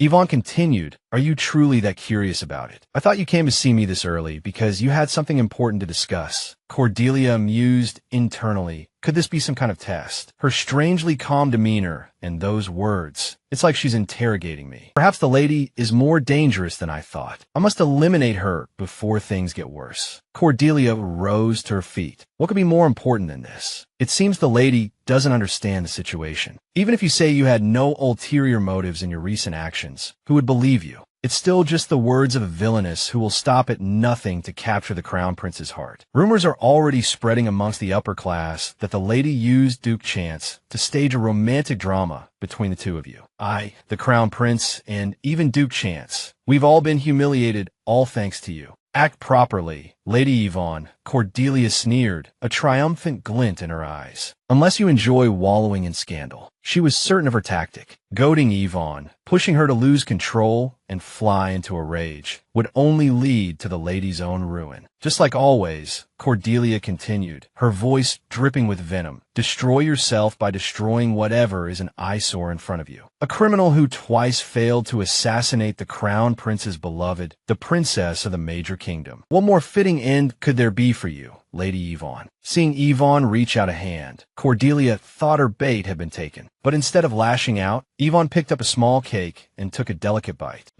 She murmured, I'm sorry to hear about these rumors that are spreading, but my stance remains the same as what I said before. Furthermore, Yvonne continued, a cool composure settling over her features. No matter what I do, His Highness wouldn't even glance my way. So why should I be cautious? If there's a problem, you should speak directly to His Highness, the Crown Prince. Stop bothering innocent people, she finished, her gaze steady on Cordelia. Cordelia fumed. Lady Yvonne. Just then, the door opened and Vaden entered. Stop this, he commanded, his voice firm. I overheard your raised voices as I was passing by, and I won't stand idly by while my sister continues to be humiliated like this. Cordelia seethed inwardly. He treated Lady Yvonne like she didn't exist before, and now he's pretending to be the protective older brother. There's no other choice, Cordelia thought, resigning herself to retreat for now. I have plenty of other plans to make Lady Yvonne compliant. She rose to her feet. I've acted shamefully, she said, feigning remorse. I lost control of my emotions and said things I shouldn't have. Though apologies are meaningless now, she continued, dabbing at her eyes with a handkerchief. I was so distraught after receiving this gift from the Crown Prince. Yvonne raised an eyebrow. What is it? This, Cordelia declared, holding up a small, ornate box, is the gift His Highness sent me. Vaden frowned. What does that have to do with anything? Cordelia let a few crocodile tears escape. It seems there's been a misunderstanding. This gift wasn't meant for me. If you read the attached letter, you'll understand. It's for Lady Yvonne. I won't excuse my actions with this, she added, her voice trembling, but please understand, I truly meant no harm to Lady Yvonne. Now, if you'll excuse me. With that, she turned and swept out of the room. Hey, Vaden called after her, but she didn't turn back. He turned to Yvonne. For your usual self, you showed remarkable restraint, letting her walk away like that. Yvonne was silent for a moment, then let out a soft chuckle. It's all thanks to you. You were pacing back and forth outside the door, so worried. I was afraid you'd faint if I did anything, so I held back. Vaden looked surprised. You knew. Yvonne smiled. I have good hearing. I'll let the eavesdropping slide this time. Veil incite. I see. You're a hothead. Yvonne's expression darkened for a fleeting moment. But I wasn't just talking big. It's a good thing Vaden was there. I knew he would handle things so I could say what I wanted. If it were me, she mused, I might have actually lost my temper. Even at my most generous, I would have put her in the infirmary for at least 30 weeks. I've tried my best to stay out of their affairs, and yet this is what happens. Vaden reached the door, then paused and looked back. Oh, and that box, he said, don't bother opening it. Just leave it. I'll get rid of it on my way out. Yvonne smiled. It's all right. I can handle it. I'm sure you're running late. Take care.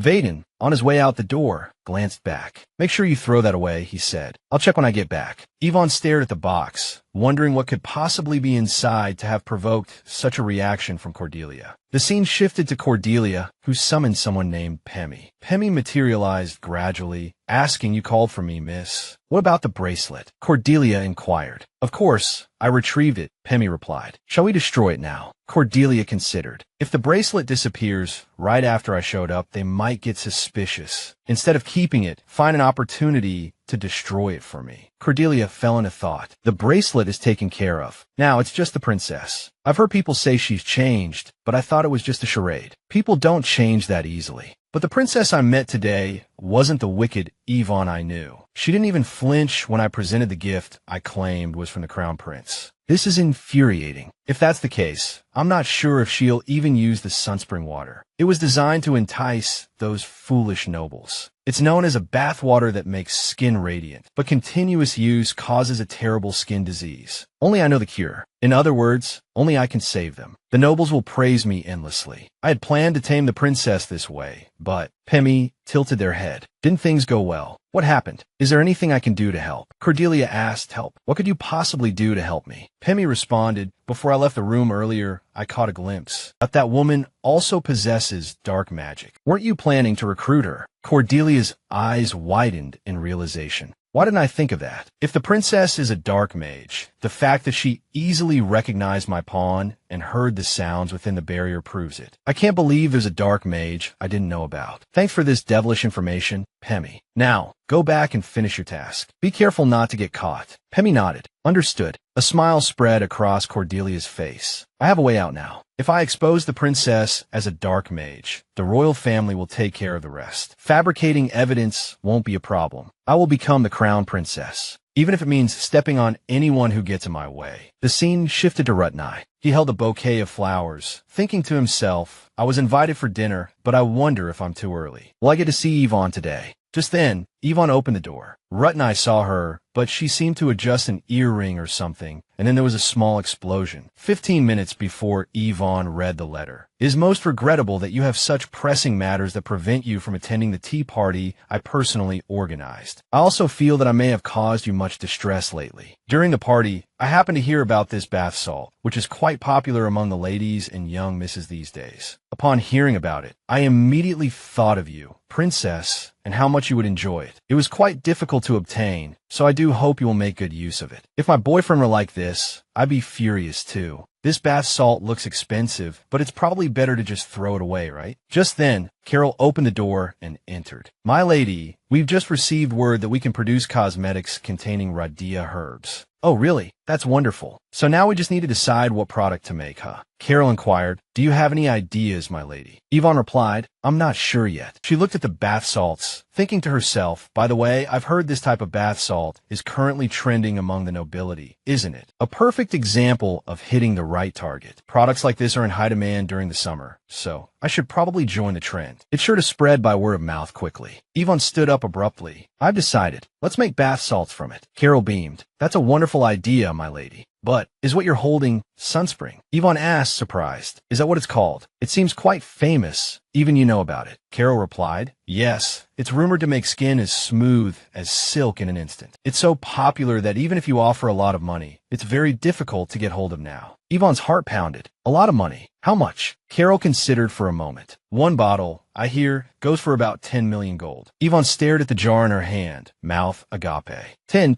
million. I almost threw away 10 million gold. I have to sell it. Carol mused, perhaps that was Duke chances. Yvonne froze. She closed the lid of the jar. No, that's not it. Don't get ahead of yourself. Carol continued. But how could anyone not be captivated by such a perfect lady? If it were me, I'd be sending gifts every day. Yvonne blushed. Goodness, flattering me like that won't get you anywhere. Glancing at Carol, Yvonne noticed her earrings were glowing. The moment I saw the earrings emitting that strange light, I thought, this is a familiar sight. In that brief moment, I calculated that there wouldn't be anyone in the garden. By the time I realized I hadn't accounted for all the possible variables, it had already happened. Back in the present, the scene was filled with smoke. Wasn't that Lord Rutnai just now? Impossible. Yvonne cried out, Lord Rutnai. Debris slowly rained down. Rutnai gradually emerged from the smoke. Thank goodness he's all right. That was lucky, but how am I going to explain this? If I say it was an accident, will he believe me? Carol, at her side, asked, My lady, are you all right? Yvonne turned to her. Carol, I'm fine. Are you hurt? Carol replied, Thanks to you, my lady, I'm perfectly fine. Yvonne sighed in relief. That's good to hear. You gave me quite a fright. Go and rest for a bit. Carol responded, I'm all right. Let me call someone to clean up your room, my lady. Thank you. I have to go somewhere. I accidentally involved Duke Chance in this. It's my fault this happened. Is His Grace all right? How is it your fault? I gave you the item, and I was the one who activated it. Don't worry. I'll be back soon. With that, she hurried downstairs. I'm already not as graceful as I should be, and now I've gone and set off an explosion in front of the royal inspector. Why did those earrings have to go off at that moment? I don't know. Everyone, please, out of the way. All this gossip. The Duchess, she's never cared about household matters before. Why now? Please, everyone, quickly move aside. I thought everything was completely destroyed, but it's surprisingly intact. A nearby guard rushed over and said, The Duchess has also noticed, milady. As you can see, the damage isn't that extensive considering the force of the explosion. Luckily, Duke Chance was visiting the mansion and absorbed the Aurora explosion with his sword. What a swordsman! Truly impressive. We will do our utmost to apprehend the culprit. Yvonne thought, Please, no need for that. Yvonne pushed him aside. Excuse me, please. What should I say? Should I call it an accident? Or apologize preemptively? Rut and I approached eagerly. Yvonne, I'm still trying to figure out what to say, but then she spoke. Duke Chance, are you injured at all? Rut and I looked at the bouquet in his hand. I'm fine. It's just this was unexpected. When I drew my sword, the roses I was going to give to Yvonne wilted. Yvonne was surprised. Roses for me? Why? She said aloud, I'm glad you're all right. She thought to herself, knowing Rut and I, he wouldn't arrive empty-handed. Since we've been on a blind date, this is just common courtesy. It's best to just leave it at that. Then she smiled and said, So, these flowers were meant for me. May I have them then? I just happen to need some flowers to decorate my room. Rut and I hesitated. If you want to decorate your room, I can get you some fresh ones. Yvonne quickly replied, No need. These are perfect. Thank you. How thoughtful of you. But why were you at the Archangel's mansion? Rut and I answered, The Tower Master invited me to dinner tonight. They both looked at each other awkwardly. Then Yvonne laughed. Ha, you're quite early, aren't you? Rut and I chuckled nervously. I had some business nearby. I finished early, so I came over. Yvonne thought suspiciously, why would father suddenly invite him here? Putting that aside, him being this early must mean he has another motive. At that moment, someone approached and bowed. Duchess, I'm the head of security. There was a mysterious explosion on the road leading to the mansion. Do you know anything about this? The only witness is Duke Chance, but he claims to not know any details, and we haven't found any clear evidence at the scene. Yvonne looked over. He says he doesn't know. Rut and I also looked over. Then he smoothly interjected, It seems Yvonne doesn't have any clues either. If I remember anything, I'll let you know. For now, please investigate other possibilities. The captain bowed. Yes, I understand. I'll report back after the investigation. Rut and I smiled. Could you show me the way, Yvonne? Yvonne's eyes widened.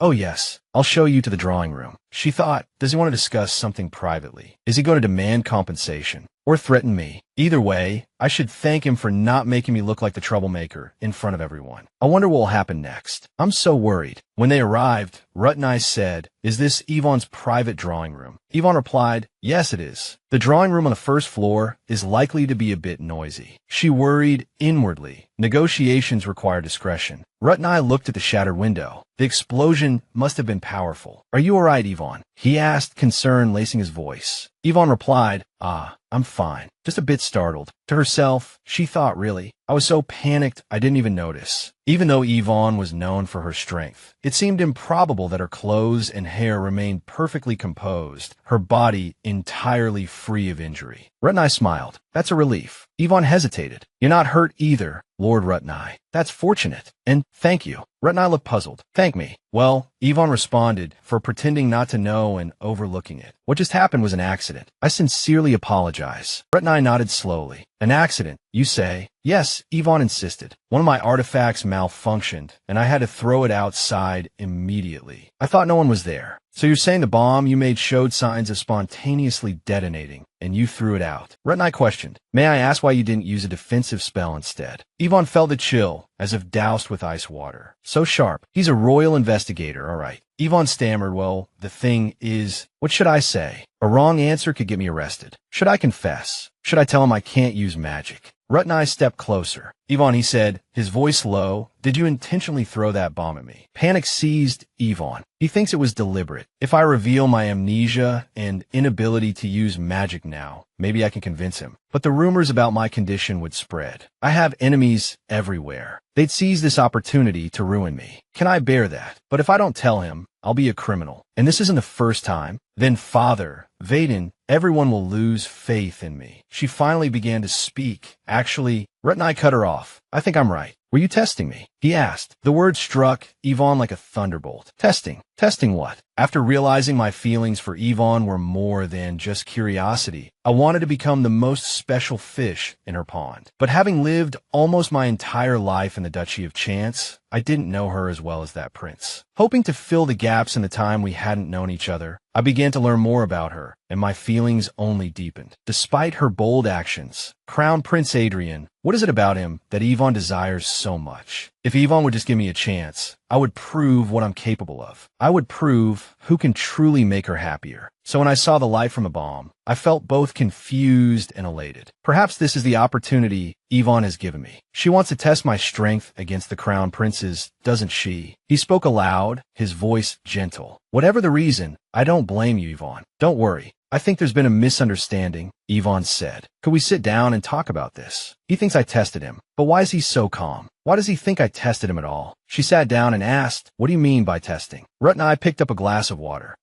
Perhaps I'm mistaken. I thought you wanted to gauge my strength. I suppose the situation just happened to coincide with my thoughts. Yvonne tensed. A similar situation. Could it be? Was he talking about the incident in the Nazen district when she'd hurled that explosive at Cordelia? The Crown Prince had shielded Cordelia from the blast, of course. But what did that have to do with testing him? Wait, could it be that had Rutnai realized she knew his true identity? Was that why he thought she'd orchestrated a situation similar to the Nazen explosion, to test whether he was truly the Crown Prince's secret investigator? But that calm demeanor, did it imply she'd never escape the Crown Prince's scrutiny, no matter what she did? Did he truly believe that? Should she reveal her amnesia, her inability to use magic and surrender her safety? Or continue this charade, living under surveillance like a dangerous suspect? Was she truly left with only these two agonizing choices? Sir Rutnai, Yvonne began, her voice strained. You said you wouldn't blame me, didn't you? But I truly am sorry. The truth is, I was testing you. I'm deeply grateful for Duke Chance's generosity. She paused, her gaze fixed on Rutnai. But I wonder if you could keep this from him. Anxiety gnawed at her. If Rutnai kept her secret, perhaps she could avoid revealing her condition and navigate this interrogation with a carefully constructed facade. Rutnai's expression darkened. From His Highness, the Crown Prince. Yvonne watched him swirl the liquid in his glass, a knot tightening in her stomach. She'd angered him. She was sure of it. Rutnai's voice was grave. I don't understand why we need to involve His Highness the Crown Prince in this matter. Yvonne mentally slapped herself. Oh heavens, that had backfired spectacularly. To someone as upright as Rutnai, her words must have sounded like a blatant bribe. How foolish of her. Flustered, Yvonne waved her hands dismissively. I apologize. I wasn't thinking clearly. I spoke out of turn. Rutnai rose abruptly to his feet. Yvonne, he began, his gaze intense, regarding what happened today. I won't tell His Highness the Crown Prince or anyone else. So please don't worry. Seeing you like this, it saddens me. Yvonne's mind raced. This was about the heirloom earring, the one she'd thrown. Was he truly willing to disregard his duty to protect her? Why? She asked, her voice barely a whisper. Rutnai smiled. Because this is between me and Yvonne. Is there a need for anyone else to know? A blush warmed Yvonne's cheeks. Was he implying he considered this a private matter, unrelated to his investigation? How fortunate that Rutnai was so generous. Perhaps he truly believed she was capable of change. If you say so, she said, her voice gaining strength, then I'm truly grateful. Then allow me to handle the matter with the head of security. He's still quite enthusiastically investigating this incident. Yvonne's eyes widened. Handle it. Do you mean we should end the investigation? This was a communication device, an heirloom I brought from the Chance estate. We'll simply say it exploded, for some unknown reason. But you already told the head of security you knew nothing, didn't you? Will they believe us now? I am Rutnai to you, Yvonne, he replied smoothly. But to the head of security, I am Duke Chance. Of course they'll believe me. Yvonne's heart pounded in her chest. He intended to use his status to suppress the investigation. The thought sent an unexpected flutter through her. but doing that, I feel terribly guilty, Sir Rutnai. You needn't apologize, Yvonne, Rutnai said softly. But if you're still concerned, then simply grant me one request. All right, the scene shifts to Vaden's perspective. Sir Quinn, something happened, didn't it? Was there an explosion at the mansion? Quinn bowed his head in response. Young Duke Vaden has arrived. I was just finishing the investigation and preparing to close the case. Vaden approached. You've finished the investigation already. Quinn's face darkened. Yes. Duke Chance said his communication artifact exploded due to a technical malfunction. It's fortunate it wasn't a terrorist attack. Is the Duke all right? He handled the explosion perfectly. No one was injured. Currently, he and the Duchess are taking a walk in the orchard behind the mansion. Vaden was shocked. What? They're strolling in the garden.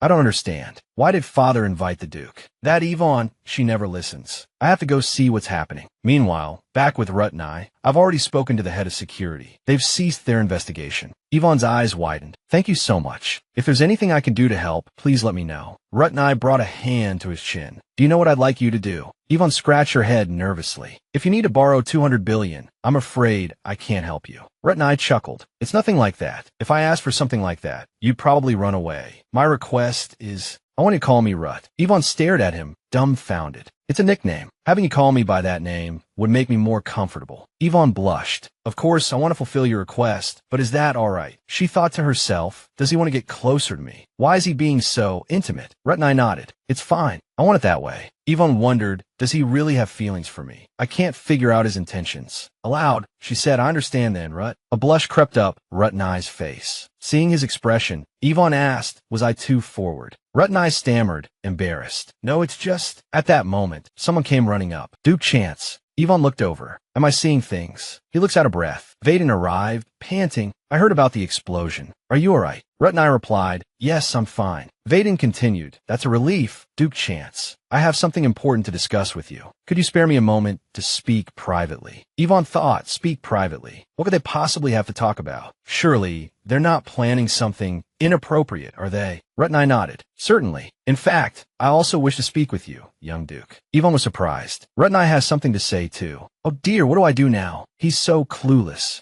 A moment later, young Duke, you go first. Vaden replied, Duke, I made it clear last time. Please refrain from approaching my sister so casually. Rutnai thought to himself, the reason Duke Archangels and the young Duke are wary of me is simple. They're afraid Yvonne will be hurt again. Then, with a smile, Rutnai said, I understand why you feel that way, young Duke, but I would never hurt the Duchess. You can rest assured. Vaden hesitated. Not again, that disarming smile. Rutnai stepped closer. Now, may I speak my mind? I've heard that the young Duke is quite knowledgeable in magical theory and possesses excellent teaching abilities. Hearing that, I'm certain. The person I'm looking for is the young Duke, Rutnai thought, his mind racing. I've thoroughly investigated their family. To meet Yvonne more comfortably, I'll target these two first. Just a moment, Vaden interjected. What's going on? You two were just talking a moment ago, and now you're suddenly so close. He continued, smoothly changing the subject. I think the defensive magic pillars used against magical beasts are outdated and need replacing. It's true, but replacing them requires a significant budget, so there might be strong opposition. What if the Duke and I propose it together? Vaden suggested. It's for the safety of the Empire, after all. Duke Archangels beamed. It's wonderful to see young people like you so dedicated to the Empire. I'm proud and reassured that the Duke is the future of the Empire. Vaden returned the compliment. Likewise, I'm reassured that Duke Archangels and the young Duke are the protectors of the Imperial capital. Yvonne, sitting nearby, felt 1,000 miles away despite their physical proximity. The servants, observing the scene, were touched. It had been so long since the three of them had shared a meal like this, not since the passing of their mistress. Moreover, their heir was seemingly paired with such a wonderful person. A pang of loneliness struck Yvonne. Honestly, she thought, we're not even lovers. If we were, he'd be more attentive instead of making me feel so isolated. Yvonne rose to her feet. It's getting late, she announced. If you'll excuse me, I'll take my leave. Rutnai's eyes followed her every move as he quickly stood up, captivated. Yvonne is truly fitting, he mused, taking a sip of wine. Yvonne, meanwhile, was lost in her own thoughts. Even if I stayed, I wouldn't know what to say. Is he creating distance between us? It's not like when he told me to call him by his nickname. Well, whatever, she concluded. There's no real relationship between us anyway, so I shouldn't bother. Meanwhile, after only half a glass each, Vaden and Duke Archangels were already tipsy. Vaden chuckled. Duke, do you know the splitting spell? There are 3 Dukes here. For counting myself. Yvonne held her head in her hands. Oh my God, I can't take this anymore. 2 completely drunk men. This is unbearable. Excuse me for a moment, she muttered, making her escape. Once outside, she pondered her options. Going back to the dining room would be dreadfully boring. I might as well kill some time out here. Just then, a maid approached. Duchess. Yvonne recognized her as one of Cordelia's usual attendants. Is something the matter? She inquired. The maid bowed her head low. I am Ayudila Roblin. I've come to see you, Duchess, because there's something I need to ask of you. Yvonne's interest was piqued. No servant had ever dared to approach her privately like this. It was intriguing. The maid was trembling, clearly terrified of Yvonne. Just how important was this request? Ayudila knelt. Please, sell me the sunspring. I beg you. Yvonne was taken aback. The sunspring. Yes, Ayudila replied. The truth is, my sister is suffering from a severe skin ailment. I've heard that the sunspring can cure any kind of skin disease, but it's beyond my means to acquire it. I heard that you were gifted the sunspring. If you're not using it, please. Ayudila's voice trailed off. Yvonne's expression darkened. What? She thought. The sunspring has such properties. Ayudila's voice trembled. I apologize for my boldness in making this request. I worry it's far too presumptuous. What should I do? I'm so frightened. Yvonne replied, I understand your circumstances, but I have no intention of selling the sunspring. However, I am intrigued by your story, so please bring your sister to meet me. Yvonne thought to herself, unexpected competition. If this continues, my Radia investment could be ruined. But if the sunspring can cure all skin ailments, why isn't it mentioned in the guidelines? Ayudila asked hesitantly my sister. Could you tell me why, Your Grace? Yvonne inquired, Ayudila Roblin. Roblin is a noble family name, isn't it? 10 years ago, when the title was inherited by a male cousin instead of the daughter who was training to be the successor,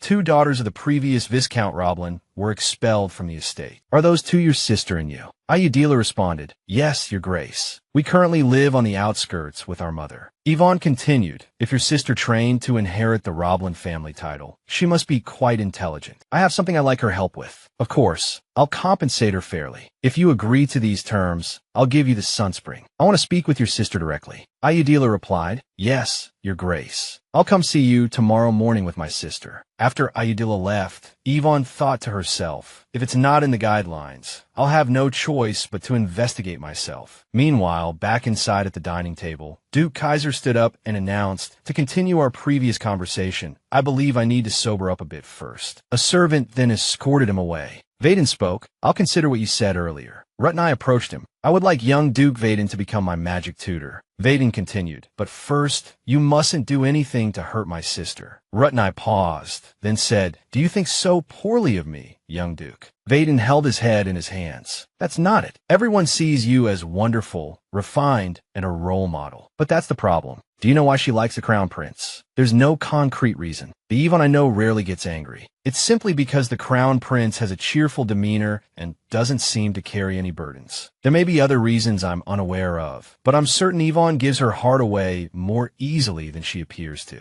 You don't truly intend to be serious with Yvonne, do you, Your Grace? You're not one to fall in love easily, so I ask you not to give her any false hope. Fortunately, she doesn't have any feelings for you yet, which is why I'm saying this. Rudnai replied, no feelings. Why do you think that? Vaden continued, the gift you gave her. I don't know what it was, but I overheard her saying she would grind it up and drink it. Rutnai looked as if his heart had shattered and continued to drink. A moment later, he sat in contemplation, unable to forget Vaden's words. Rutnai slumped. What is Yvonne truly thinking? Was she only calling me Rut because I asked her to? Come to think of it, Yvonne has always been so careful around me. Did she just agree because she felt pressured? I thought even being a fish in a pond would be enough. Earlier, Rutnai had a conversation with him. What? What did you say? Rutnai asked, his face determined. I will learn magic. And exclaimed, but you know that using magic goes against the rules of our family. Rutnai replied, I am now the Duke of the Chance family, and the one who manages it. Those things will have to change with the times. And asked curiously, but why do you suddenly want to learn magic? Rutnai lunged forward, for example. With those words, he unleashed a series of swift, intricate blows towards him, leaving him unable to defend himself. Rutnai continued, besides just manipulating aura with your hands, you have other options. Isn't that a huge difference? Impaled. To be frank, what you're saying sounds like an excuse. Aren't you just trying to get closer to Duchess Aikenjo? Are you really that sincere? You only met her recently. You haven't been moved by other beautiful and outstanding women, but you suddenly act like this. I'm starting to think my suspicions are justified. Rutnai asked suspicions about what? And replied, the Duchess is an excellent mage. It's possible she used an enchantment spell, even without you, the Duke, realizing it. Rutnai looked annoyed. What you just said implies that I can't distinguish between real feelings and fake ones created by magic. I was speechless. That's not what I meant. There are rumors that the Duchess is using you to change the Crown Prince's mind. Please, be a little suspicious of her. Rutnai fell silent, holding his head in his hands. Back in the present, I just meant to sit and think for a bit, but I didn't realize I'd been out here for so long. Everyone must have finished eating by now. Rutnai's probably gone too, hasn't he? No, now's not the time to worry about that. First, I need to get back to my room. Yvonne was startled to see Rutnai sitting there. Rutnai looked up as she approached. Called Gudker, he said. Yvonne thought, how adorable. Rut, why are you here like this? Rutnai stood up. It's embarrassing to be seen like this by Yvonne. I was just thinking about something. Yvonne asked, what were you thinking about? Rutnai slowly walked towards her. Watching his expression, Yvonne thought, his face is a little red. Could he be drunk? No wonder. Even a quick snapshot would make a beautiful picture. I didn't have time to chase idols in my past life, or I would have dedicated my whole life to this man. I really want to capture this moment.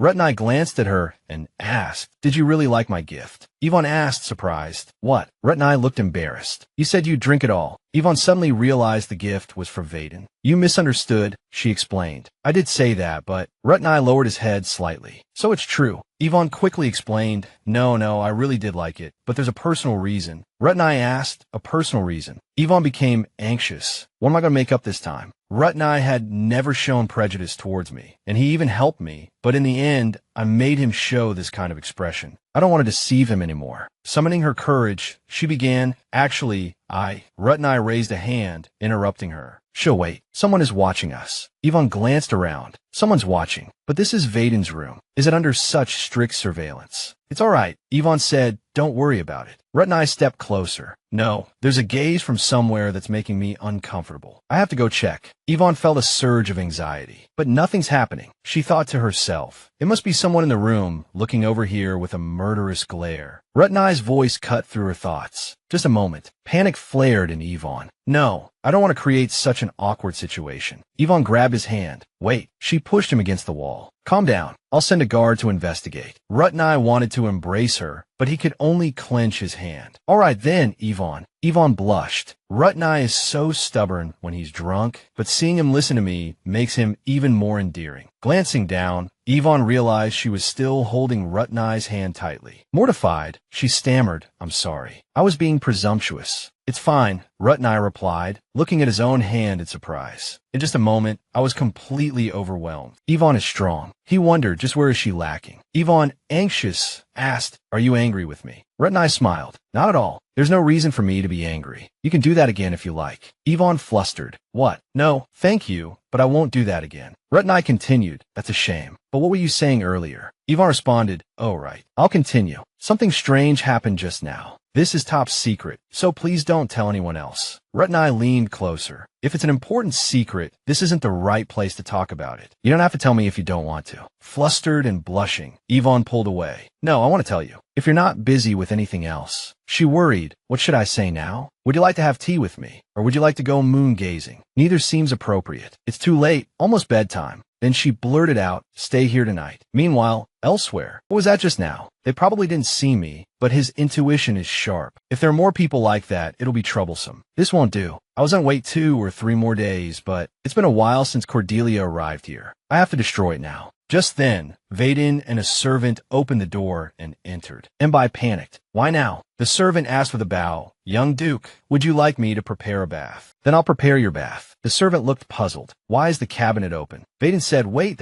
give me that. Is this a bracelet? Can you fix this for me? If you can, please recover the data inside as well. A moment later, Rutnai turned and left. Embai was worried. No, everything's fine. Just get this person out of here, and it's over. Don't make things more difficult. Just leave. Yvonne stepped forward. Could you prepare a guest room for me? She asked. The servant replied, certainly, miss. This way, your grace. Vaden, seeing Rutnai, panicked. That boy, what's wrong? Did he discover me? So, I've been found out, haven't I? How can I follow him now? A while later, Yvonne returned with tea for Rut and I, only to find him lying on the bed. Oh, he's asleep. I just want to get some water. He must be very tired. Such thick eyelashes. A high forehead, too. He's so handsome. A nice nose. And his lips. His lips. What am I thinking? Is he still not awake? I'll just let him sleep. There will be other chances to talk later. As she turned to leave, Rut and I caught her hand. Yvonne, where are you going? Didn't you say you had something to tell me? Flustered, Yvonne pulled her hand back. Oh, I saw you look tired, so I wanted you to rest. She thought, when did he wake up? Rut and I continued. I'm not tired. I was waiting for you to speak. Yvonne, remembering her earlier musings, wanted the earth to swallow her whole. Pushing him gently back down, Yvonne stammered, no, that's not it. You were clearly asleep just now. Are you sure you're not tired? Rut and I replied. I just closed my eyes for a moment. I'm really not tired. Yvonne persisted. Well, then lie down. It won't take long. I'll just say what I need to and then go. First, I want to clarify something. When I said I wanted to grind down the obsidian bracelet, it wasn't because I hated it. On the contrary, I need a large amount of obsidian magic stones, and that's why I was going to do it. Rut and I asked curiously, may I ask why you need them, Yvonne? Yvonne replied, I can't go into details, but I have a use for them. They're just very difficult for me to find.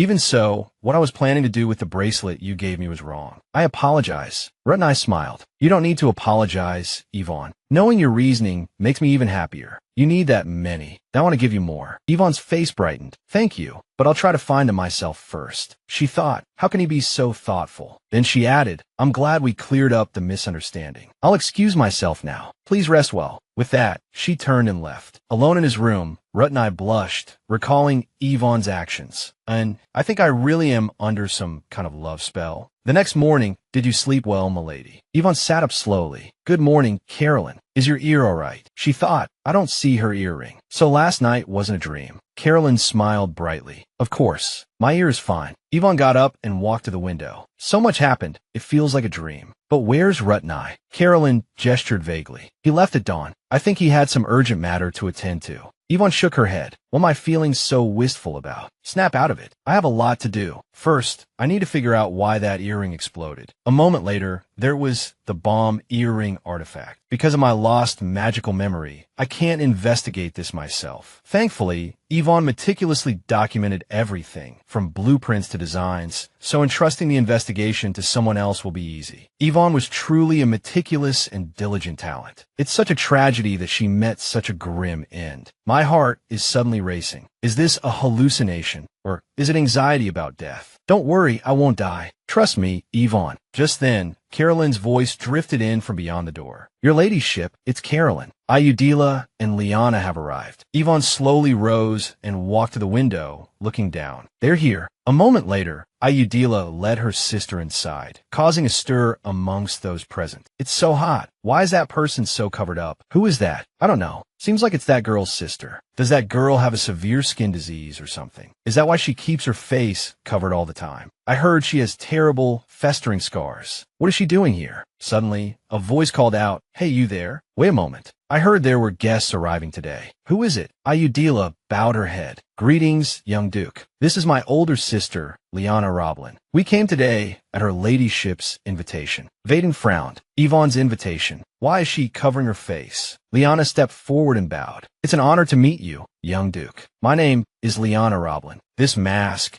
is because I suffer from a skin ailment. The blemishes on my face might be unpleasant to look at, so I wear it. I apologize for any disrespect. Those present began to murmur. Oh dear, I hope it's not contagious. Ayudila spoke up loudly. It's not contagious. My sister will surely recover soon. The whispers continued. Oh my, how dreadful. Even a young Duke looks uncomfortable. Vaden cleared his throat. No, what I meant to say was, it's been rather busy in the mansion lately, so I was just asking to confirm. I'll be going now, Ayudila remarked. He seems sharper than usual today. He's not normally like that. Liana replied. That's a normal reaction. It's all right. Ayudila continued. Come on, sister. Her ladyship is waiting for us. Liana's thoughts drifted painfully to the past. Can I really inherit this title with such a hideous appearance? Don't be so narrow-minded. With this money, you can buy a house for the three of us to live together. I'm sorry, Mississippi. You did a great job, but the client wasn't quite satisfied. A pleasing appearance is mandatory. Isn't the Roblin family noble? Why do you want to work here? Anyway, I'm sure you must feel a lot of pressure. I'm sorry. Sister, I like it when the three of us live together like this. I want to live with you and Mother. Liana, I'm so sorry. Ayudila's voice brought her back to the present. Yvonne also spoke. Don't just stand there. Come in. Liana approached and bowed. Greetings. This is the first time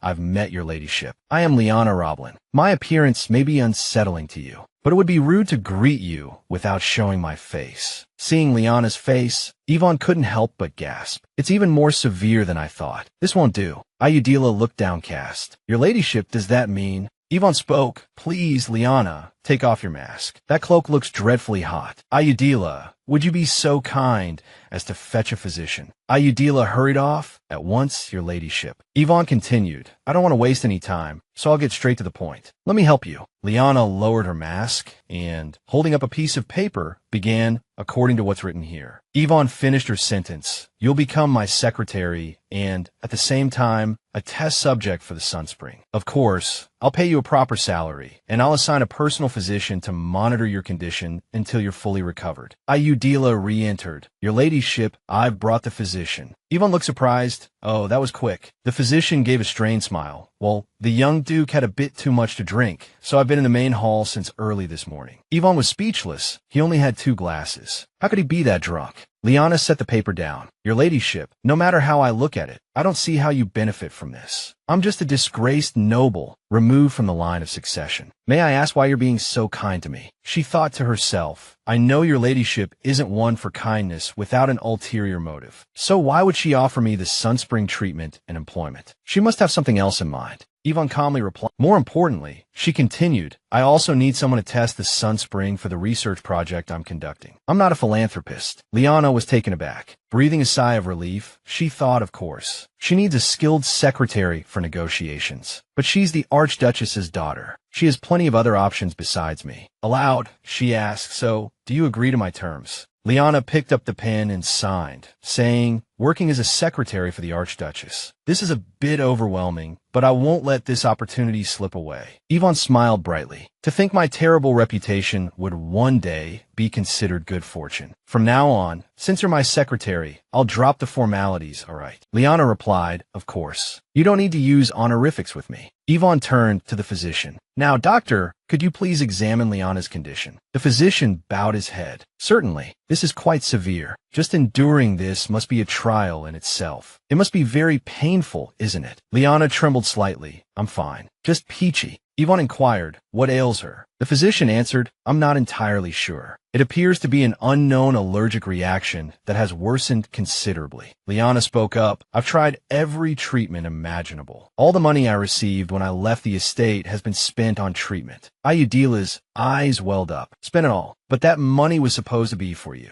Yvonne said, I've heard that the medicinal bath known as Sunspring is effective for various skin ailments, so we'll try that this time. The physician added, indeed, there's been quite a buzz about it lately. Although it hasn't been officially recognized as a pharmaceutical, if the patient wishes, we can certainly give it a try. Yvonne continued, later, I hope the physician will continue to prescribe painkillers and antiseptics. If the Sunspring doesn't work, then we'll ask you to examine her more thoroughly. The physician replied, yes, I understand. Ayudila bowed her head. Thank you. We truly appreciate your generosity, Lady Yvonne. Yvonne smiled. It's too early for thanks. She thought to herself, this is just the beginning. That's all for today. If you enjoyed this, please subscribe and ring the bell to receive the latest notifications. Don't forget to recommend other captivating stories to me. Thank you for watching.